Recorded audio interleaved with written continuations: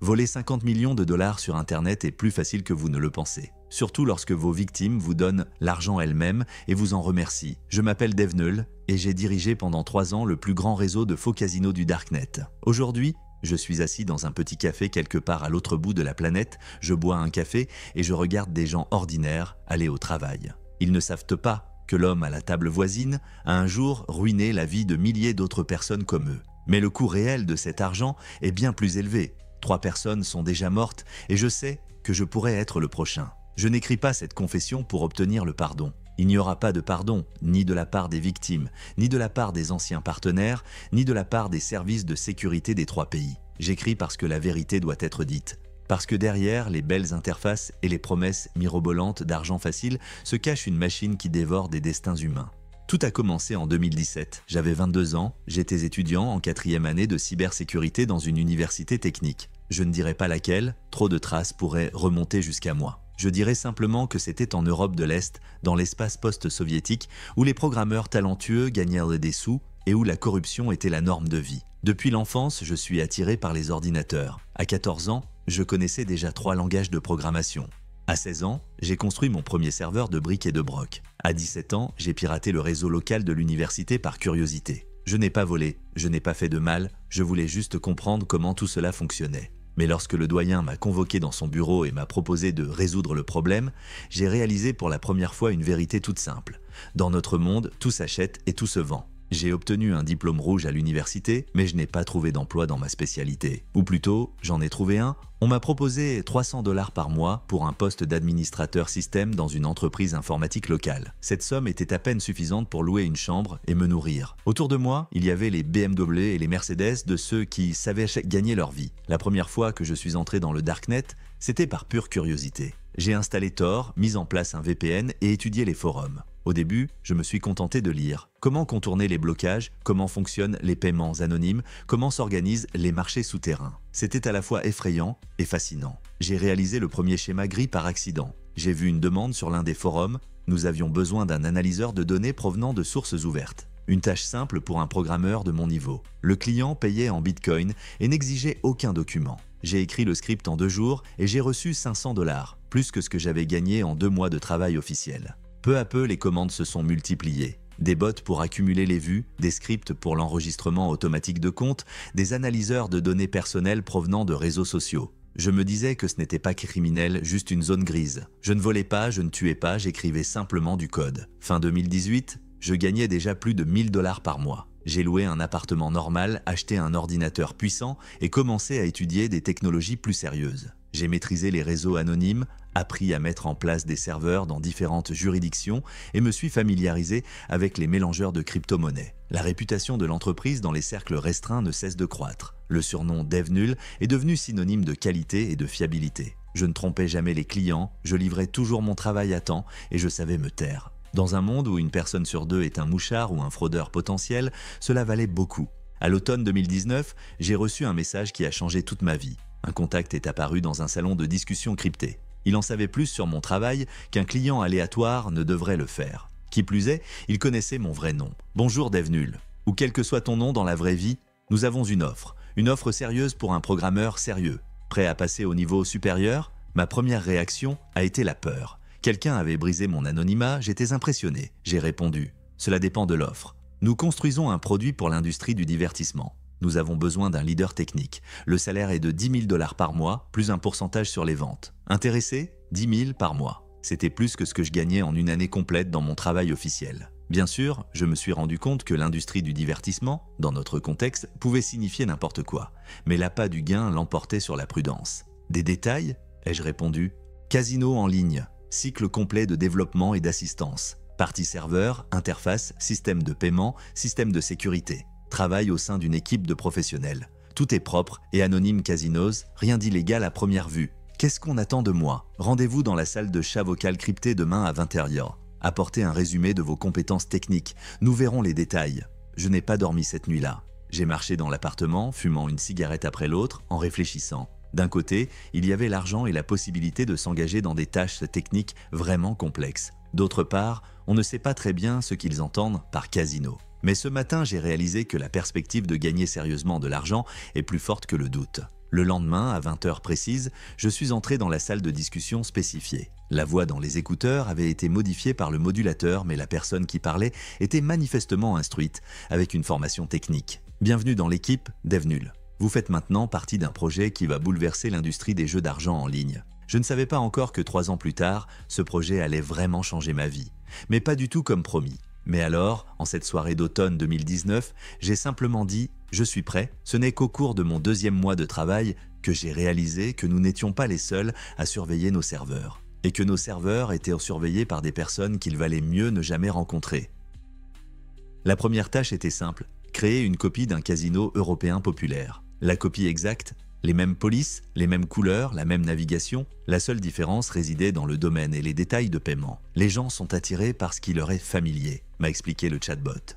Ils voient une interface familière et se détendent. L'équipe s'est avérée plus importante que je ne le pensais, 8 personnes, toutes avec une formation technique, toutes originaires de l'ex-Union soviétique. Nous ne nous connaissions que par des surnoms. Personne ne connaissait nos vrais noms. Ils ne communiquent que par des canaux cryptés. Pas d'appel vidéo, pas de réunion réelle. Anonymat maximal. Il a fallu 2 semaines pour créer le premier casino. J'ai créé des serveurs dans 3 juridictions, mis en place la sécurité et écrit la logique du jeu. La partie la plus difficile a été celle des algorithmes du jeu. Personne ne doit gagner plus qu'un dépôt, a indiqué le technicien. Tout au plus, de petites sommes pour donner l'illusion de l'honnêteté. J'ai écrit un algorithme qui analysait chaque joueur. Le système donnait aux débutants 20 à 30% de leur premier dépôt à gagner, pour qu'ils y croient. Les joueurs réguliers recevaient parfois de petites sommes, mais les gains importants étaient totalement exclus. Toutes les machines ne fonctionnent pas au hasard, mais selon des scénarios préétablis. De belles animations, des bruits de victoire, mais le résultat est prédéterminé. Le premier lancement est prévu pour le 15 novembre 2019. Une personne sous le pseudo-trafic a acheté une base de 5000 adresses e-mail de joueurs allemands, autrichiens, suisses. Le mailing est parti dans la nuit, bonus 100% sur le premier dépôt. Le premier joueur, un Allemand de Düsseldorf, a approvisionné son compte avec 200 €. Il a joué pendant une demi-heure, a gagné 60 € et a essayé de retirer son argent. Le service d'assistance lui a expliqué qu'il pouvait bénéficier d'un bonus de mise avec une cote de X35. 2 heures plus tard, l'Allemand a retiré ses 260 €. À la fin de la première journée, 30 inscriptions, des dépôts pour 4200 €. Paiement, 0. Les mois suivants ont passé comme un éclair. En décembre, nous avions 3 casinos, 2400 joueurs et un chiffre d'affaires de 340 000 €. Mes revenus s'élevaient à 28 000 $ pour le mois. J'ai acheté une nouvelle voiture, j'ai emménagé dans un appartement coûteux, j'ai dit à mes amis que je travaillais à distance pour une société informatique occidentale, mais ce qui est effrayant, c'est la rapidité avec laquelle je m'y suis habitué. Aux lettres des joueurs tricheurs, aux rapports sur les prunes, au fait que les problèmes des autres n'étaient que des chiffres. Notre SMM a mis en place une production de contenu, des chaînes YouTube avec des critiques de casinos honnêtes, de faux flux avec de faux gains. J'ai prescrit une logique distincte pour les acteurs où de gros gains étaient de possibles. Les téléspectateurs ont vu un streamer miser 100 € et en gagner 5 piles. Au printemps 2020, nous gérions un réseau de 12 casinos. Mes revenus dépassaient les 50 000 $ par mois. Mais le soir, je lis les lettres des joueurs. Un homme a perdu de l'argent pour l'opération de sa femme. Un étudiant a perdu une bourse d'études d'un trimestre. Un retraité a perdu les économies de toute une vie. Le premier incident s'est produit en mai. Un programmeur de Munich a soupçonné quelque chose d'anormal, a analysé notre code et a publié une enquête sur le forum. Nous avons un problème, a déclaré l'analyste. Dans quelques jours, tout le monde sera au courant de notre existence. En 48 heures, nous avons tout déplacé sur de nouveaux serveurs et changé de domaine. 1200 joueurs ont perdu l'accès à leur compte et 240 000 € de solde. Dépenses d'exploitation normales? Commande tech. Mais c'est alors que j'ai commencé à remarquer des choses étranges dans les journaux du serveur. Des requêtes suspectes, des balayages de ports, des examens de bases de données, trop professionnels pour un pirate solitaire. Et puis l'un de nos faux streamers s'est avéré ne pas être aussi faux que nous le pensions. Un streamer célèbre a travaillé pour nous pendant 3 mois. Une grande chaîne, 80 000 abonnés, des émissions quotidiennes avec un jeu dans nos casinos. Les téléspectateurs l'ont cru parce qu'il avait l'air d'un type normal qui aimait simplement le risque. Ce n'est qu'en juin 2020 que j'ai réalisé qu'il ne s'agissait pas d'un acteur. Tout a commencé par un problème technique. Au cours d'un flux régulier, un compte spécial avec des gains gonflés est tombé en panne. Au lieu d'un gain truqué, le système lui a donné le vrai résultat, une perte de 500 €. Un acteur normal aurait arrêté la diffusion, nous aurait contactés et aurait résolu le problème. Mais il a continué à jouer. Et il ne s'est pas contenté de jouer. Il a alimenté le compte avec son propre argent, du vrai argent. Je surveillais l'administrateur en temps réel. Le type misait entre 50 et 100 € par tour, perdait, se mettait en colère et réapprovisionnait son compte. En moins d'une heure, il avait drainé plus de 1000 €, son propre argent. « Nous avons un problème ?» ai-je écrit dans le chat général. « Il joue pour de vrai. » « Et alors ?» répond le technicien. « Laissons-le le drainer. Plus d'argent dans le pot commun. » Mais je me suis rendu compte que cela signifiait que nous avions perdu le contrôle. Ce streamer était un joueur dépendant qui était accidentellement tombé dans notre système et qui faisait maintenant de la publicité pour le casino. Pire, s'il s'agit d'un vrai joueur, cela signifie que tôt ou tard, il essaiera de retirer une grosse somme d'argent. Et lorsqu'il se rendra compte qu'il ne peut pas retirer, il commencera à creuser. Ce type avait 80 000 adeptes, une révélation et notre projet tombe à l'eau et puis la chose que je craignais le plus s'est produite. Le 23 juin, notre streamer a gagné le jackpot 50 000 €. Mon système a échoué et le streamer a remporté un gain qui aurait dû être impossible. La demande de retrait est arrivée une demi-heure plus tard. L'équipe s'est réunie en urgence. « Nous payons », dit aussitôt le technicien. 50 000 contre la réputation, c'est de l'argent de poche. Plus que cela, c'est la meilleure publicité que nous puissions avoir. Et nous avons payé. Le streamer a reçu son argent et a publié une vidéo enthousiaste. Cela a donné au public une crédibilité que nous ne pouvions même pas imaginer. Mais c'est ce succès qui nous a ruinés. Au bout d'un mois, j'ai remarqué des choses étranges dans les journaux du serveur. Quelqu'un était en train de scanner nos ports de manière très professionnelle, d'étudier la structure de la base de données à la recherche de vulnérabilités. Et puis, Codebreaker est arrivé. Le message est arrivé dans le chat privé. « Bonjour Devnull, je pense que nous devrions parler. » Il connaissait les détails de notre infrastructure, les montants du chiffre d'affaires et même mon surnom principal. « À propos de quoi ?» ai-je écrit. « Vous jouez sur le terrain de quelqu'un d'autre. Votre succès a attiré l'attention de personnes qui n'aiment pas la concurrence. » Codebreaker a expliqué ce qu'est le groupe qui contrôle une grande partie des jeux d'argent illégaux en Europe. Territoire, pourcentage, permis d'opérer. Le prix à payer pour résoudre le problème est de 30% du revenu. En contrepartie, un emploi tranquille et protégé. Et si nous refusons ? Dans un mois, vos serveurs seront couchés et vous serez sur les listes d'Interpol Tech a choisi d'ignorer les menaces. L'Internet est un territoire libre. Les premières attaques ont commencé une semaine plus tard. DDoS sur les serveurs, nos domaines ont été blacklistés par les antivirus. En 15 jours, nous avons perdu la moitié de notre audience. Mais le coup de grâce a été porté le 5 août. Devnull, nous avons une offre que vous ne pouvez pas refuser, a-t-il écrit. Les messages suivants sont arrivés à quelques minutes d'intervalle. Nous connaissons votre projet depuis le début. La composition de l'équipe, les revenus, la mise en œuvre technique, puis sont venues les photos. Ma maison, ma voiture, le café où j'ai pris mon petit déjeuner, toutes non signées, mais le message était clair. 2 options. La première est que vous travaillez mais que vous partagez des informations avec nous, sur les clients, les partenaires, la technologie. En échange, nous vous protégeons. Et l'autre ? La deuxième option dans vos photos, 48 heures pour décider. Mais le pire était à venir. Ce que j'ai appris le lendemain a tout fait basculer. En examinant les journaux du serveur, j'ai remarqué des requêtes de bases de données étranges. Quelqu'un téléchargeait régulièrement des rapports financiers et des données sur les clients. Et elle le faisait à partir d'un compte qui n'avait accès qu'à l'analyse. J'ai approfondi l'enquête. Il s'avère que notre analyste transmet des données à des tiers depuis 6 mois, par le biais d'un canal crypté distinct. Capture d'écran de journaux de serveurs, rapports financiers, données sur les clients, tout est arrivé à un destinataire inconnu. Même les discussions internes de l'équipe parvenaient d'une manière ou d'une autre à ce contact. Je me suis rendu compte que nous avions été infiltrés de l'intérieur depuis le début. « Les gars », ai-je écrit dans la salle de discussion générale, « nous avons un rat ». La réponse a été instantanée. L'analyste a disparu de tous les forums de discussion 5 minutes après mon message. Il a disparu comme s'il n'avait jamais existé. « Putain de merde !» a écrit le technicien. « Combien peut-il drainer ?»« Tout », ai-je répondu. « Absolument tout. Tech a pris la décision pour tout le monde. Nous fermons. Maintenant. » Les 72 heures qui ont suivi ont été les plus stressantes de ma vie. Nous avons mis en place un protocole d'évacuation d'urgence que nous avions élaboré au début du projet, mais que nous espérions ne jamais utiliser. Tous les serveurs sont hors ligne. Tous les domaines sont transférés vers la suppression automatique. Les bases de données ont été cryptées et détruites. Même nos chats ont été effacés par des robots spéciaux qui ont écrasé les données plusieurs fois. L'argent a été évacué par le biais d'un réseau de mélangeurs de crypto-monnaies. Chaque bitcoin passait par au moins 7 services différents avant d'atteindre les portefeuilles finaux. Les traces étaient définitivement perdues. Ma part s'élevait à 3,2 millions de dollars, plus que ce que je pourrais dépenser en une vie. Mais cet argent sentait le sang des personnes qui ont cru au joli site web et qui ont tout perdu. Le 8 août, Tech a écrit son dernier message « Bonne chance à tous, je ne connais personne d'autre ». Ensuite, l'équipe s'est dispersée. Chacun a disparu dans sa propre direction.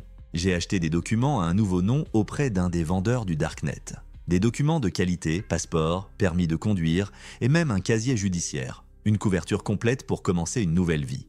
Le 12 août, j'ai pris l'avion. Je ne dirai pas où, mais c'était un pays où il n'y a pas de demande d'extradition de la part d'Interpol et où l'on peut vivre confortablement des revenus passifs des investissements en crypto-monnaie. Les premiers mois, j'ai vécu dans un état constant de paranoïa. Chaque étranger dans la rue semblait être un agent. Chaque appel téléphonique était une menace potentielle. Je changeais d'hôtel tous les 2 jours, n'utilisais que de l'argent liquide et évitais les caméras de vidéosurveillance. Mais peu à peu, la peur s'est dissipée. Les nouvelles de l'ancien monde étaient rares et fragmentaires. Grâce à mes contacts sur le Darknet, j'ai appris que 2 membres de notre équipe s'étaient finalement fait prendre. Tech et l'homme, en charge des finances, avaient été pris en train d'essayer d'encaisser de grosses sommes d'argent en Europe. Pas de nouvelles des autres. Soit ils ont réussi à s'échapper, soit ils ont passé un accord avec les services de sécurité. Quant à notre traître d'analyste, il a disparu lui aussi. Mais je soupçonne que sa disparition a été plus définitive que la nôtre. Cela fait maintenant 3 ans. Je mène une vie tranquille et discrète. Je travaille officiellement comme consultant en informatique pour une petite entreprise locale. Le salaire est symbolique,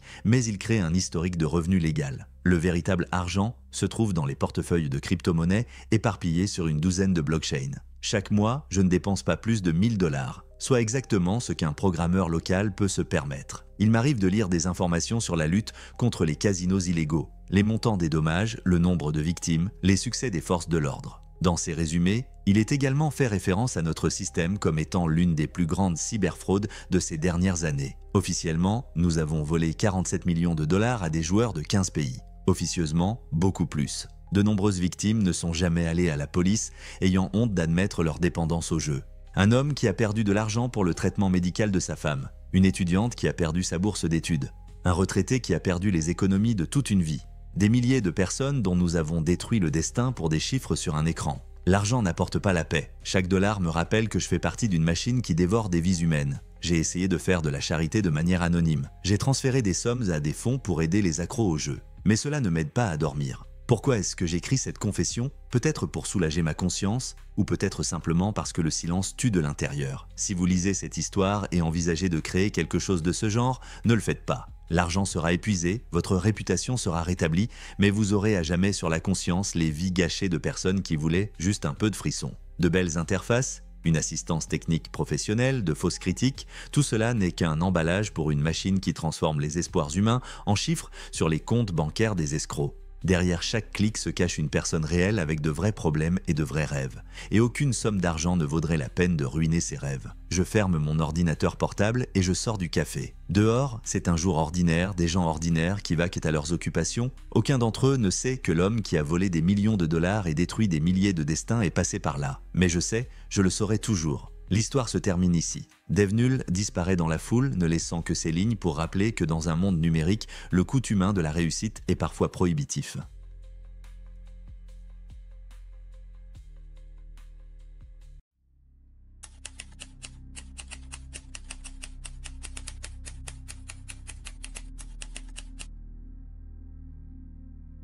3,2 millions de dollars en bits, c'est le montant qui a transité par ma chaîne pendant les streamings. Mes gains se sont élevés à 847 000 $.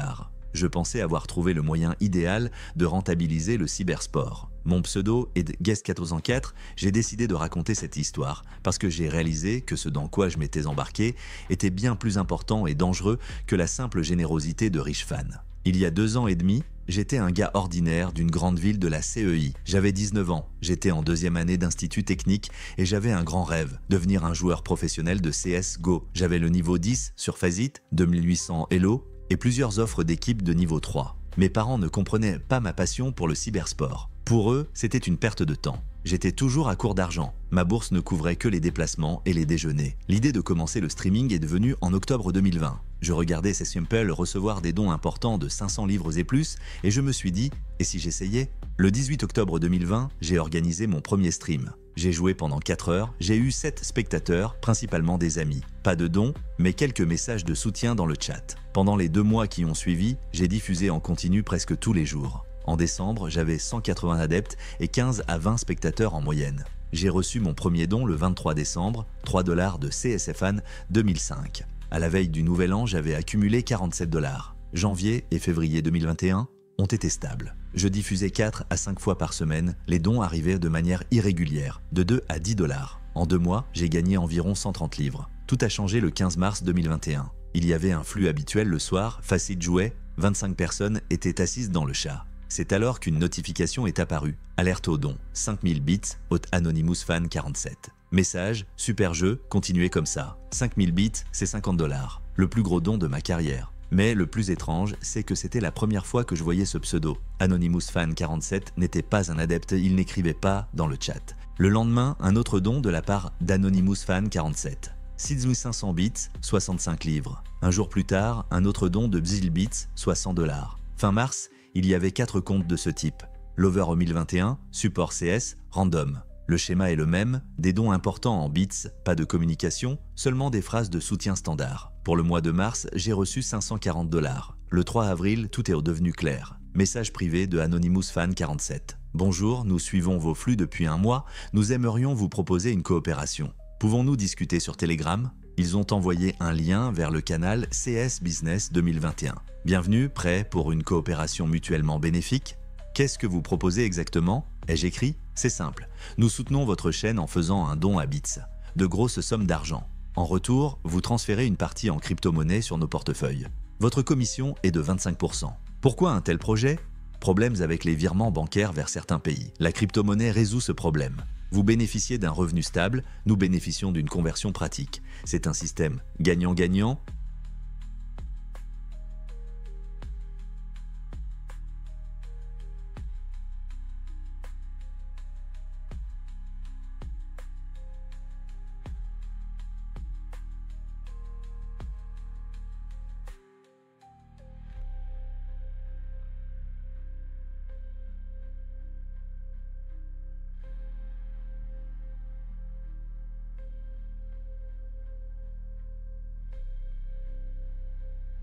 Cela semblait logique. De nombreuses entreprises utilisent les crypto-monnaies pour contourner les restrictions bancaires. Quelles sont les sommes prévues? Commençons par 5000 à 10 000 bits par semaine, 50 à 100 $. Votre commission est de 12 à 25 livres. Si les choses se passent de bien, nous augmenterons. D'accord, ai-je écrit? Le 8 avril, pendant le streaming, Random a fait un don de 5000 bits, 50 $.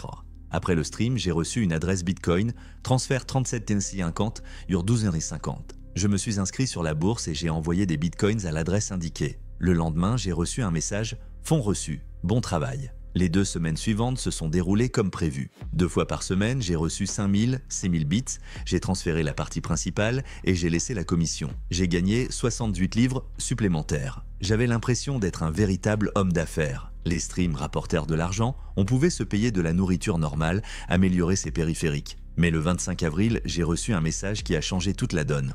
Nous passons à un niveau supérieur. À partir de demain, les sommes glacées seront beaucoup plus importantes. Vous êtes prêts à recevoir de l'argent, mais nous devons d'abord discuter de nouvelles conditions de travail. Le 26 avril, à 7h30 du soir, une demi-heure avant le stream, j'ai reçu une notification d'un don de 25 000 bits. J'étais assis dans Discord avec mon équipe, discutant des tactiques pour le tournoi à venir, quand mon téléphone a vibré. J'ai ouvert Twitch, 25 000 bits de Mega Pro, 250 livres, plus que ce que je gagnais en un mois. Immédiatement après le flux, j'ai écrit sur Telegram « Je l'ai eu, c'est de l'argent sérieux ?» La réponse est « Ce n'est que le début. Aujourd'hui, vous transférez 188 $ et en gardez 62. Mais le système est en train de changer. Maintenant, nous travaillons avec plusieurs portefeuilles et différentes crypto-monnaies. Ils ont envoyé une liste, 3 adresses Bitcoin, 2 Ethereum, une Monero, divisé le montant en 6 parties, transférées à intervalles d'1 heure, par sécurité. J'ai passé toute la nuit à transférer de l'argent. Je me suis inscrit sur de nouveaux échanges, j'ai acheté différentes crypto-monnaies et j'ai envoyé des paiements échelonnés. Au matin, tout était terminé. Bon travail, ont-ils écrit ce matin, à partir de demain 4000 bits tous les 2 jours. 4000 bits, c'est 400 $. Pour un don, ma commission est de 100 livres tous les 2 jours.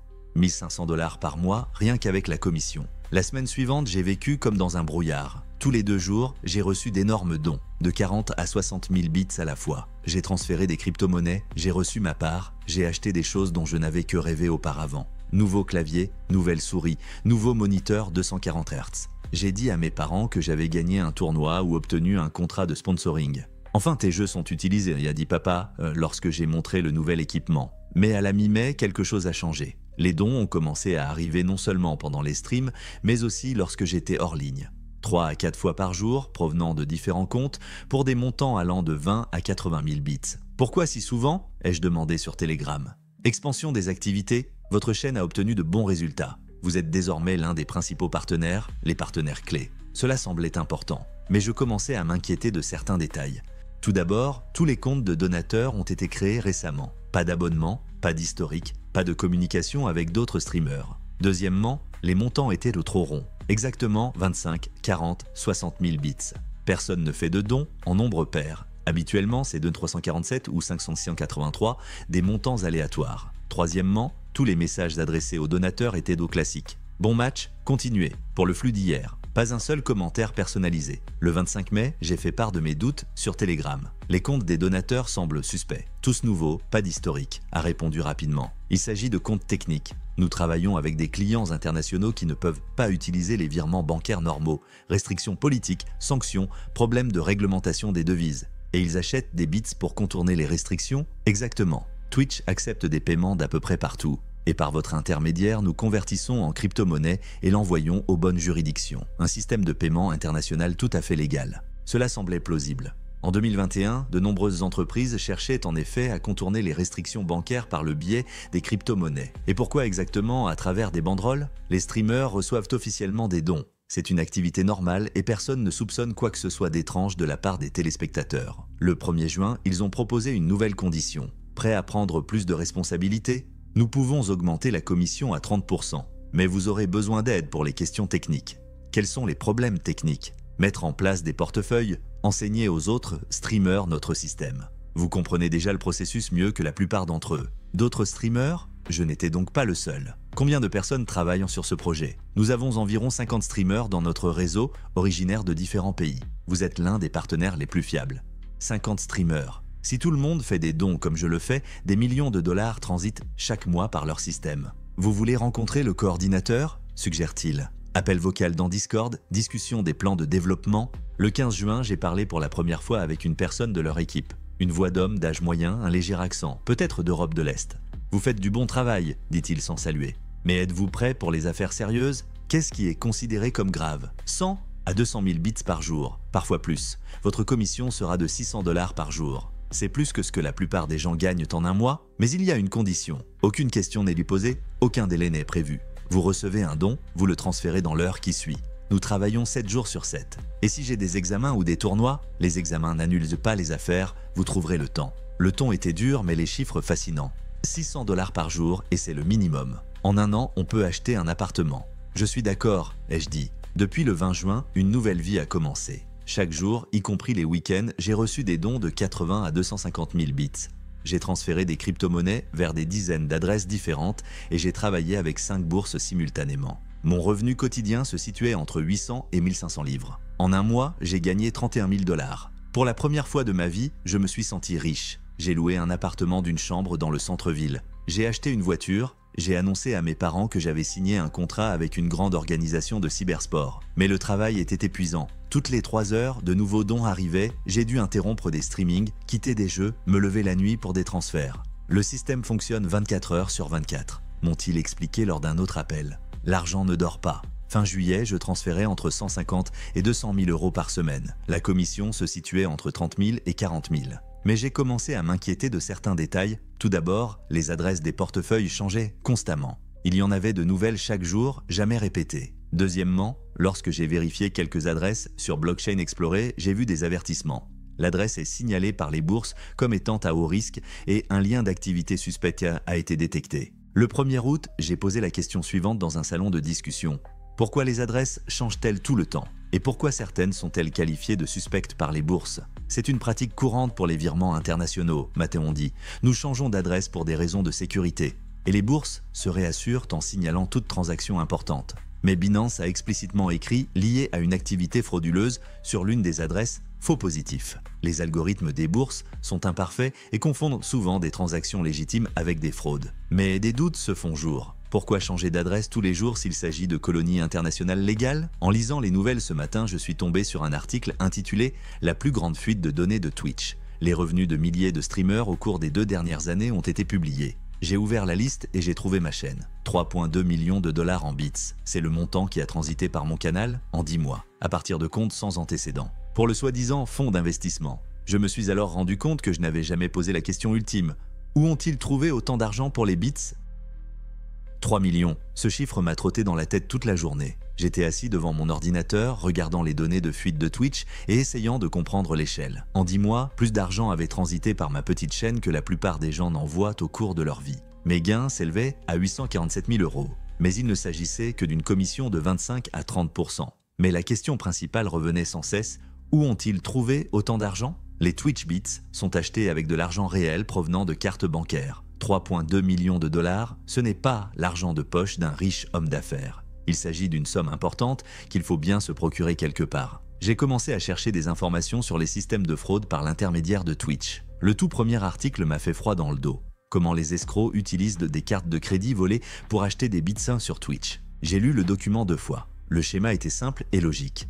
Les escrocs se procurent les données de cartes de crédit volées. Ils achètent des bits en grande quantité. Ils donnent des bits à des streamers qui leur rendent une partie de l'argent en crypto-monnaie. La crypto-monnaie est intraçable et impossible à récupérer. Le streamer participe au blanchiment de l'argent provenant de cartes volées. J'ai ouvert l'article suivant. Des pro-gamers turcs admettent avoir participé à un système de blanchiment d'argent via Twitch. La description correspondait exactement à ma situation. Les escrocs utilisaient des données de cartes de crédit volées pour acheter des bits, puis les donnaient à des streamers. Les streamers ont reversé 80% du montant en bitcoin et autres crypto-monnaies. Mon cœur battait la chamade. J'ai réalisé que j'avais passé les 10 derniers mois à aider à transformer de l'argent provenant de cartes de crédit volées en crypto-monnaie pure. 3,2 millions de dollars volés. Des centaines, voire des milliers de personnes qui ont découvert des frais inconnus sur leurs cartes, des familles qui ont perdu leurs économies, des retraités qui se sont fait voler leur pension, et j'ai obtenu 25% sur chaque transaction. J'ai imaginé toutes les personnes dont les cartes auraient pu être volées. Il y avait peut-être une mère célibataire qui économisait pour le traitement médical de son enfant, ou un grand-père qui économisait pour offrir des cadeaux à ses petits-enfants, ou un étudiant comme moi qui travaillait la nuit pour payer ses études. Ils ont tous été cambriolés, et j'ai aidé les voleurs à couvrir leurs traces. La nausée m'est montée à la gorge. Je me suis levé de l'ordinateur et je suis allé à la salle de bain. Je me suis regardé dans le miroir et je ne me suis pas reconnu. Quand suis-je devenu un voleur? Le soir, un message est arrivé par télégramme. Demain, nous travaillerons comme d'habitude. Préparez vos portefeuilles, comme d'habitude. Cela signifie des milliers de dollars supplémentaires en argent volé. Une autre commission pour aider à blanchir les biens volés. J'ai regardé ce message pendant un long moment, comme d'habitude, mais je savais maintenant ce qui se cachait derrière ces mots. Quelqu'un avait volé des économies qui allaient devenir ma crypto-monnaie. Je ne peux pas venir demain, je suis malade, ai-je écrit. Les entreprises ne tombent pas malades, il faut trouver un remplaçant ou faire face à la fièvre. Gravement malade, pour quelques jours, la réponse est arrivée 1 heure plus tard, je vois. Remettez-vous vite sur pied. Les interventions chirurgicales s'accumulent. Les 3 jours suivants, je n'ai pas répondu au message. J'ai réfléchi à ce qu'il fallait faire. D'une part, l'argent qui a complètement changé ma vie. Un appartement, une voiture, du matériel, l'indépendance par rapport à mes parents, la possibilité de me concentrer sur le cybersport sans penser à gagner de l'argent. De l'autre côté, je réalise que chaque dollar que j'ai en poche a été volé à des personnes innocentes. J'ai imaginé une grand-mère vérifiant le solde de sa carte et constatant que sa pension avait disparu. Une famille qui avait prévu de partir en vacances et qui, au lieu de cela, est en contact avec la banque pour essayer de récupérer ce qui a été volé. Et j'ai pris une décision. Je me retire du projet, ai-je écrit sur Telegram. La réponse ne s'est pas fait attendre, temporairement ou définitivement. Pour toujours, pensez-y à 2 fois. Vous avez un bon revenu, un projet bien établi. Pourquoi le gâcher? Je ne veux plus participer. Ils ont passé les 2 jours suivants à essayer de me faire changer d'avis. Ils m'ont promis des projets spéciaux, avec des bénéfices encore plus importants. Vous pouvez gagner 100 000 € par mois, écrivent-ils. Pourquoi refuser une telle opportunité? Mais j'ai déjà pris ma décision. Le 26 août, j'ai écrit un dernier message. Merci pour votre coopération, mais je suis définitivement hors jeu. Bonne chance. La réponse a été courte. Vous avez le choix. Effacez toute la correspondance et oubliez nos contacts. Et n'oubliez pas que vous faisiez également partie du programme. La dernière phrase ressemblait à une menace. Mais je savais qu'ils avaient raison. Techniquement, j'enfreignais aussi la loi en aidant à blanchir de l'argent volé. J'ai supprimé toutes les discussions sur Telegram, effacé l'historique de mon navigateur et reformaté mon ordinateur. J'ai fermé tous les portefeuilles inutiles sur les bourses.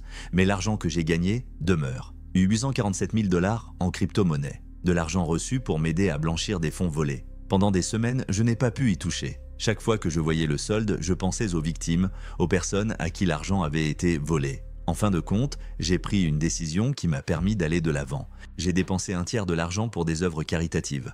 J'ai trouvé des fonds pour aider les victimes de la cybercriminalité et je leur ai transféré anonymement 280 000 €. Cela n'a pas permis de rendre l'argent aux victimes, mais au moins, cela a aidé d'autres personnes dans des situations similaires. j'ai donné un autre tiers à mes parents et j'ai dit que j'avais un gros contrat de sponsoring et que je voulais aider ma famille. Mon père a pu rembourser le prêt de l'appartement, j'ai consacré le tiers restant à l'éducation et au développement. J'ai suivi un programme de cybersport dans une université privée, j'ai acheté du matériel de haute qualité et j'ai commencé à m'entraîner sérieusement avec des entraîneurs. Mais surtout, je n'ai plus jamais accepté l'argent facile. Cela fait plus de 2 ans que j'ai quitté le circuit. Pendant cette période, je suis vraiment devenu un joueur professionnel. J'ai signé un contrat avec une équipe de niveau 2, je participe à des tournois internationaux. Je gagne honnêtement ma vie, même si c'est beaucoup moins qu'avant. Mais je dors bien, sachant que mon argent n'a pas été volé à d'autres personnes. Parfois, je vois des reportages sur l'arrestation de participants à des systèmes de blanchiment d'argent via Twitch. À chaque fois, je me dis, et si certains d'entre eux étaient des gens avec qui j'ai travaillé,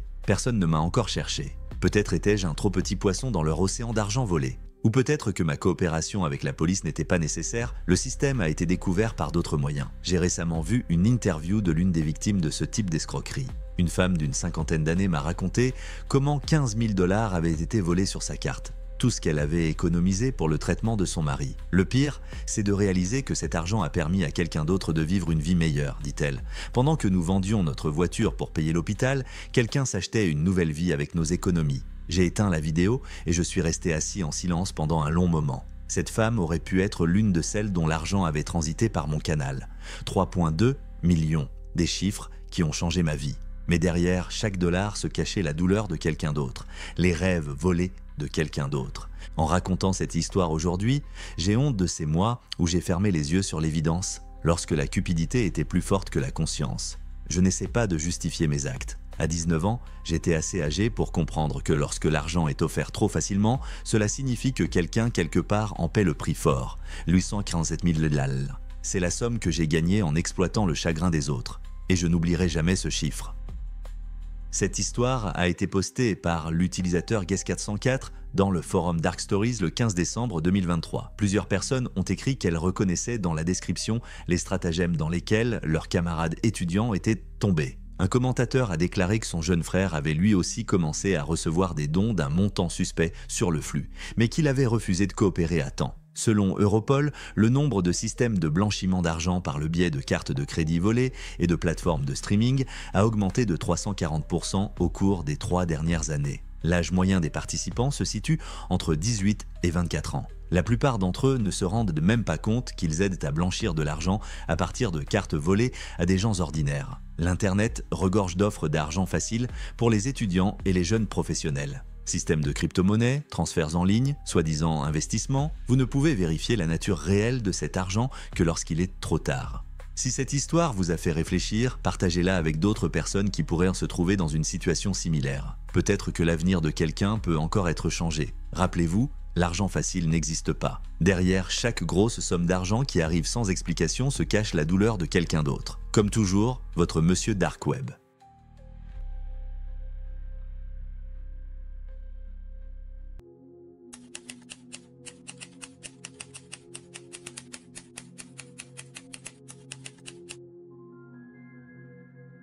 « 82 millions de dollars sur 3 ans. Cela vous paraît-il impressionnant? En fait, ce n'est pas grand-chose comparé à ce que gagnaient mes anciens collègues. En 4 ans, j'ai volé plus d'argent que la plupart des gens n'en gagnent en une vie. Et personne ne m'a jamais attrapé. Tout ce qui compte dans notre métier, ce sont les résultats et la réputation. Et oui, j'ai terminé. J'ai économisé suffisamment pour vivre le reste de ma vie en paix. Mais j'en ai assez des films sur les hackers cool en sweat à capuche noire qui deviennent millionnaires du jour au lendemain. Je vais vous montrer comment ça marche vraiment. Je commencerai par le début. Décembre 2019. J'ai 19 ans. J'étudie en 2e année à l'école technique locale, avec une spécialisation en programmation. Je vis avec ma mère dans un appartement de type Khrouchtchevka, à la périphérie de la ville. Mon père n'est plus là. Il est parti quand j'avais 7 ans. Ma mère travaille comme femme de ménage dans un centre commercial pour 30 000 € par mois. Les problèmes ont commencé lorsqu'on a diagnostiqué chez ma mère un kyste dans un rein. L'opération a été payée 380 000 roubles, plus la rééducation, les médicaments, bref, de l'argent que nous n'avons jamais eu et que nous ne pourrons jamais avoir. Je savais programmer en autodidacte depuis l'âge de 14 ans. Python, JavaScript, un peu de C++. Je travaillais en freelance sur de petites choses, des atterrissages pour des entreprises locales, de simples robots de télégramme. Au maximum, je pouvais gagner 40 000 € par mois. J'ai dû économiser pendant 2 ans pour l'opération. 21 décembre 2019, dimanche. Je me souviens exactement de la date parce que ce jour-là, j'ai reçu un message sur Telegram d'un utilisateur inconnu, Easy Money CG. J'ai vu votre travail avec les bots, j'ai un travail intéressant à faire, moi tu peux gagner plus en 1 heure qu'en 1 mois de freelance. J'ai d'abord pensé qu'il s'agissait d'une arnaque, mais un utilisateur m'a envoyé un lien vers sa chaîne, 2000 abonnés, des posts réguliers sur le thème, tester les systèmes de paiement et vérifier la sécurité des boutiques en ligne. Rien de criminel à première vue. Dans les commentaires, les gens se vantèrent de leurs gains, hier 40K, ce mois-ci déjà 200 plus. Je lui ai écrit dans un message privé, il m'a répondu rapidement, nous testons des sites étrangers pour détecter des failles dans le système de paiement. Nous achetons des marchandises avec des cartes de test, nous vérifions si le paiement a été effectué. Il suffit d'écrire un script pour automatiser les achats. Cela semblait presque légal, le mot-clé étant presque, mais les 380 000 $ de l'opération l'emportent sur les doutes. La première tâche est arrivée le 23 décembre. Un fichier texte contenant 50 numéros de carte, des codes CVV et des dates d'expiration. Vérifiez sur le site web de n'importe quelle boutique en ligne européenne, je vous donnerai 20 livres pour chaque carte qui fonctionne. J'ai créé un simple script en Python en utilisant Selenium. Je me suis rendu automatiquement sur le site d'un magasin d'électronique allemand, j'ai ajouté au panier un article bon marché d'une valeur de 5 à 10 €, j'ai accédé à la page de paiement et j'ai saisi les détails de la carte. Si le paiement était effectué, la carte était vivante, si elle était rejetée, elle était morte. Sur 50 cartes, 23 ont fonctionné. 460 livres dans mon portefeuille de crypto-monnaie. J'ai gagné plus en 2 heures de travail qu'en 1 mois de freelance. C'est alors que j'ai réalisé que ce n'étaient pas les cartes de test que je testais. Mais je ne pouvais pas m'arrêter. Une semaine plus tard, une autre mission est arrivée, puis une autre. En février 2020, je gagnais déjà entre 2 000 et 3 000 $ par mois, rien qu'en vérifiant des cartes et en peaufinant parfois des scripts pour d'autres membres de la chaîne. En mars, un homme au surnom que je ne citerai pas m'a écrit. Appelons-le curateur. Il m'a proposé de passer à un niveau plus sérieux. Vous travaillez bien, on vous propose de rejoindre notre groupe, les revenus seront différents. J'avais déjà économisé pour l'opération de ma mère, mais l'excitation et l'argent me tiraient vers le bas, j'ai dit oui. Et c'est là que la véritable histoire a commencé. La première mission du nouveau groupe semblait être un jeu d'enfant. Les 5 premières minutes ont semblé être un jeu d'enfant. Le 7 avril 2020, le conservateur m'a envoyé une archive cryptée avec un mot de passe. Il ne s'agissait pas d'un fichier texte avec des cartes, mais d'un dossier complet de documents. Des vidages de bases de données de 3 banques allemandes, des scripts pour contourner 3D Secure, des instructions pour mettre en place des chaînes VPN et une liste de 2000 cartes avec des soldes de 5 à 50 000 €. Bienvenue dans le monde du carding, a écrit le conservateur. Votre tâche consiste à automatiser les achats dans les 10 principales boutiques en ligne européennes. Commande à déposer à Berlin, Francfort et Munich. Le pourcentage sur le chiffre d'affaires est de 15. Je me suis rendu compte que j'étais dans une toute autre catégorie. Il ne s'agissait pas d'un contrôle artisanal des cartes, mais d'un cardage industriel. Le groupe était composé de 4 personnes. Le conservateur coordonne les opérations et fournit les bases de données cartographiques. Le technicien était chargé de pirater les sites et de contourner les défenses. Le logisticien gérait un réseau d'expéditeurs dans toute l'Europe. Et je suis devenu le 4e, le programmeur qui automatise l'ensemble du processus. J'ai passé la première semaine à étudier les documents. Je me suis rendu compte que mes scripts précédents relevaient du jardin d'enfants. Ici, je devais imiter le comportement d'un véritable utilisateur, pauses aléatoires entre les actions, différents navigateurs, rotation des adresses IP via VPN et même imitation des mouvements de la souris. Lancement du premier test le 14 avril, magasin suisse d'électronique en ligne. J'ai commandé un iPhone 11 Pro pour un montant de 1 200 €. La carte est passée, la commande a été confirmée. 3 jours plus tard, un technicien zurichois a reçu le colis et a revendu le téléphone. Ma part, 180 €. En mai 2020, je traitais jusqu'à 50 commandes par jour. Mon script fonctionnait 24 heures sur 24, achetant des marchandises dans des magasins allemands, français et suisses. Technologie, vêtements, cosmétiques, tout ce qui était facile à revendre. C'est alors que j'ai découvert la véritable géographie des transactions. Les cartes ont été achetées principalement aux États-Unis et au Canada, où les banques, eux, sont plus lentes à réagir aux transactions suspectes. Les distributeurs travaillaient dans toute l'Europe. Étudiants à Berlin, immigrés à Paris, chômeurs à Madrid, tout le monde recevait un pourcentage, mais la plupart ne se rendaient même pas compte qu'ils étaient impliqués dans le blanchiment d'argent volé. Au cours de l'été 2020, mon revenu mensuel a atteint 8 000 à 1 000 $. J'ai loué un appartement normal dans le centre, je me suis acheté un MacBook Pro, j'ai payé l'opération de ma mère et sa rééducation dans une clinique privée. Mais le plus important, c'est que j'ai compris comment fonctionne une machine à carder moderne. Il ne s'agit pas d'une histoire d'amour entre hackers solitaires, mais d'une véritable entreprise avec une répartition claire des tâches. Le conservateur achetait des bases à d'autres groupes ou commandait des piratages dans des banques spécifiques. Le technicien s'occupait de l'aspect technique, contournement des défenses, sites d'hameçonnage, faux documents pour enregistrer les livraisons. Le logisticien coordonnait les courriers dans le monde entier, et les programmeurs comme moi automatisèrent le processus à l'échelle industrielle. À l'automne 2020, notre groupe comptait 12 programmateurs. Chacun s'occupait d'un secteur différent. Quelqu'un était spécialisé dans l'Allemagne, quelqu'un dans la France, quelqu'un dans les pays scandinaves. Un technicien créait toute une infrastructure, des serveurs proxy dans 20 pays, des fermes de machines virtuelles, des systèmes de changement automatique d'IP. En décembre 2020, le conservateur m'a montré le rapport de fin d'année. Le chiffre d'affaires total du groupe était de 8,3 millions d'euros. Le bénéfice net après toutes les dépenses pour les dropships, l'infrastructure technique et les achats de base était de 6,7 millions. Ma part, 127 000 $ pour 8 mois de travail. Mais je me suis rendu compte que ce n'était que le début. Le conservateur a parlé des projets pour 2021, le passage aux cartes d'entreprise, l'automatisation du phishing grâce à l'IA et la création de notre propre réseau de botnet pour la collecte de données. L'année prochaine, nous prévoyons d'entrer pleinement sur le marché américain, m'a-t-il dit le soir du Nouvel An. Il y a là un tout autre type d'argent. Lorsque j'ai vu les chiffres réels du marché américain, j'ai réalisé que nous étions dans une toute autre ligue. 47 millions de $. C'est le chiffre d'affaires des activités américaines de notre groupe pour l'année 2021. À titre de comparaison, l'ensemble du segment européen a généré 8,3 millions au cours de la même période. Le marché américain a été 5 fois plus rentable. La différence ne se situe pas seulement au niveau de l'échelle, mais aussi au niveau de l'approche. En Europe, nous avons travaillé avec des cartes de consommateurs ordinaires, des limites de 2 à 5 000 euros des produits destinés au marché de masse. Aux États-Unis, le conservateur s'est concentré sur le segment des entreprises. Le 15 janvier 2021, il m'a montré une nouvelle base de données, 800 cartes d'entreprises américaines avec des limites allant de 50 à 500 000 livres. Un seul achat peut vous permettre de travailler plus d'un mois en Europe, m'a-t-il expliqué. Mais la complexité technique s'est multipliée. Les cartes d'entreprise bénéficient d'une protection en plusieurs étapes. Confirmation par SMS sur les téléphones des directeurs financiers, notification par courriel sur le courrier de l'entreprise, chèque supplémentaire pour les achats de plus de 10 000 $.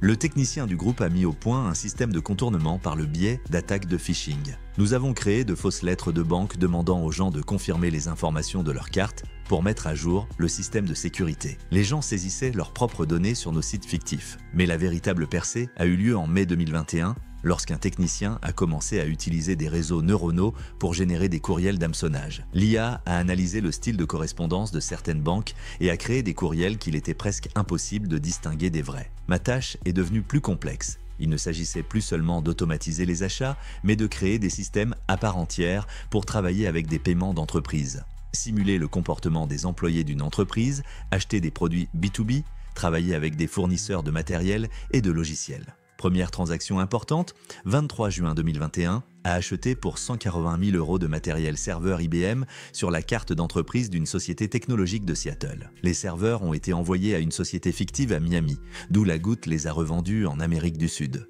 Ma part, 9 000 $, 2% de la transaction. À la fin de l'année 2021, je traitais des achats d'entreprises pouvant aller jusqu'à 300 000 livres à la fois. De la technologie Apple pour des startups, des serveurs pour des entreprises informatiques, du matériel médical pour des cliniques. La géographie du dropshipping s'est étendue. Los Angeles, New York, Chicago, Houston, Miami. Mais plus les montants augmentaient, plus je commençais à m'agacer de la répartition des parts. Le superviseur a perçu 60% de chaque opération.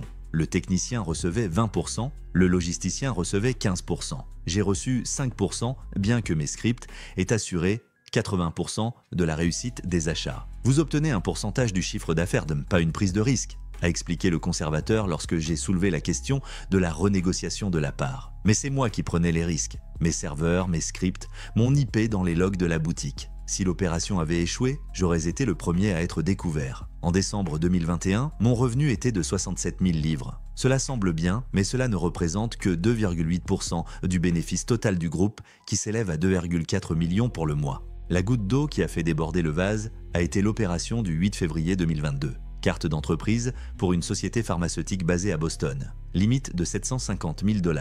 Commande d'un équipement médical d'une valeur de 420 000 $ pour un hôpital au Texas.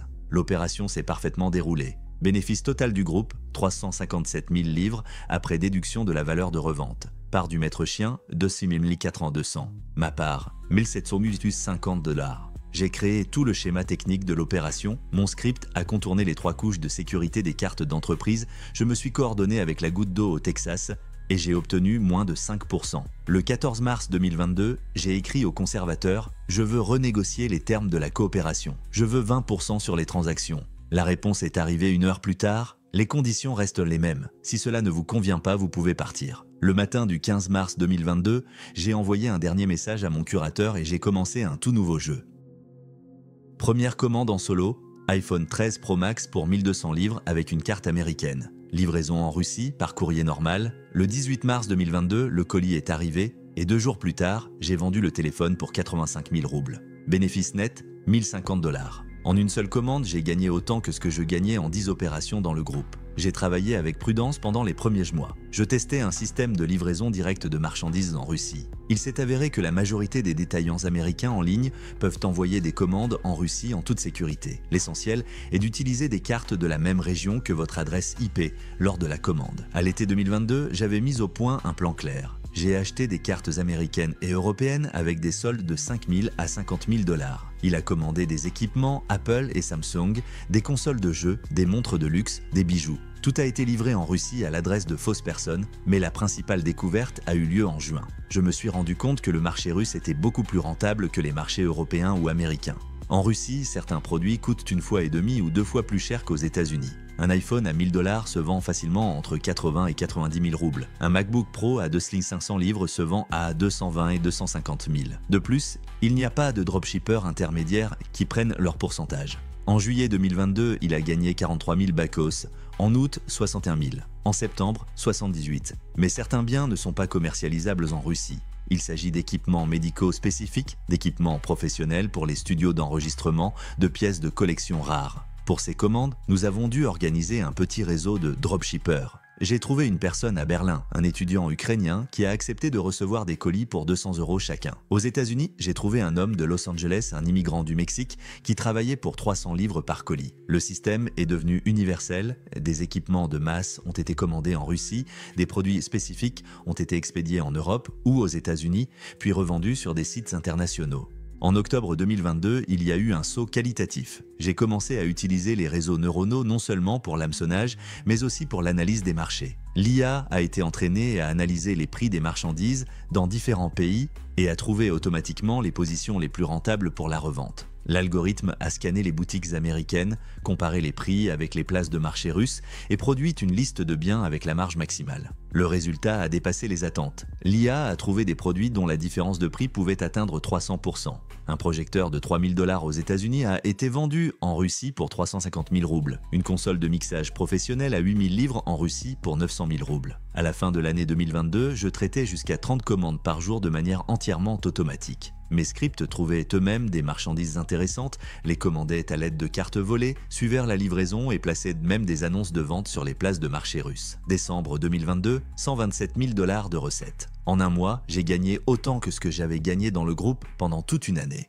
L'année 2023 a été l'année de pointe. J'ai entièrement automatisé le processus et étendu la géographie. J'ai ajouté les cartes canadiennes et australiennes, où les banques sont encore plus lentes à réagir aux transactions suspectes. J'ai commencé à travailler sur le segment du luxe. Montres Rolex, sacs Hermès, bijoux en diamant. Ce sont les bijoux qui dégagent les marges les plus importantes. Une bague Tiffany de 15 000 $ pouvait facilement être vendue à Moscou pour 1,5 million de roubles. Une montre Patek Philippe de 8 000 livres s'est vendue entre 9 et 10 millions. En mars 2023, pour la première fois, il a dépassé les 300 000 par mois. En juin, déjà 380 000. En septembre, il établit un record personnel, 447 000 quid. Mais la technologie n'est pas restée inactive non plus. Dès le milieu de l'année 2023, les banques ont commencé à mettre en œuvre massivement des systèmes d'IA pour la détection des fraudes. Nous devions constamment améliorer les méthodes de contournement. Mise au point d'un système d'achat chaud. Au début, de petits achats légitimes ont été effectués avec une carte volée sur une période de 2 à 3 semaines. Café chez Starbucks, courses au supermarché, abonnement à Netflix. Les algorithmes des banques se sont habitués à cette activité et la carte est devenue fiable. Ce n'est qu'ensuite qu'une commande importante a été passée. Le système a parfaitement fonctionné. En 2024, il a commencé à utiliser des technologies deepfake pour contourner la vérification vidéo. Certaines banques exigeaient la confirmation d'achats importants par appel vidéo. Mes algorithmes ont généré une vidéo du visage du titulaire de la carte synthétisée à partir d'une photo issue des réseaux sociaux. Le point culminant a été l'opération du 14 août 2024. Une collection de montres Patek Philippe provenant d'une galerie privée de New York.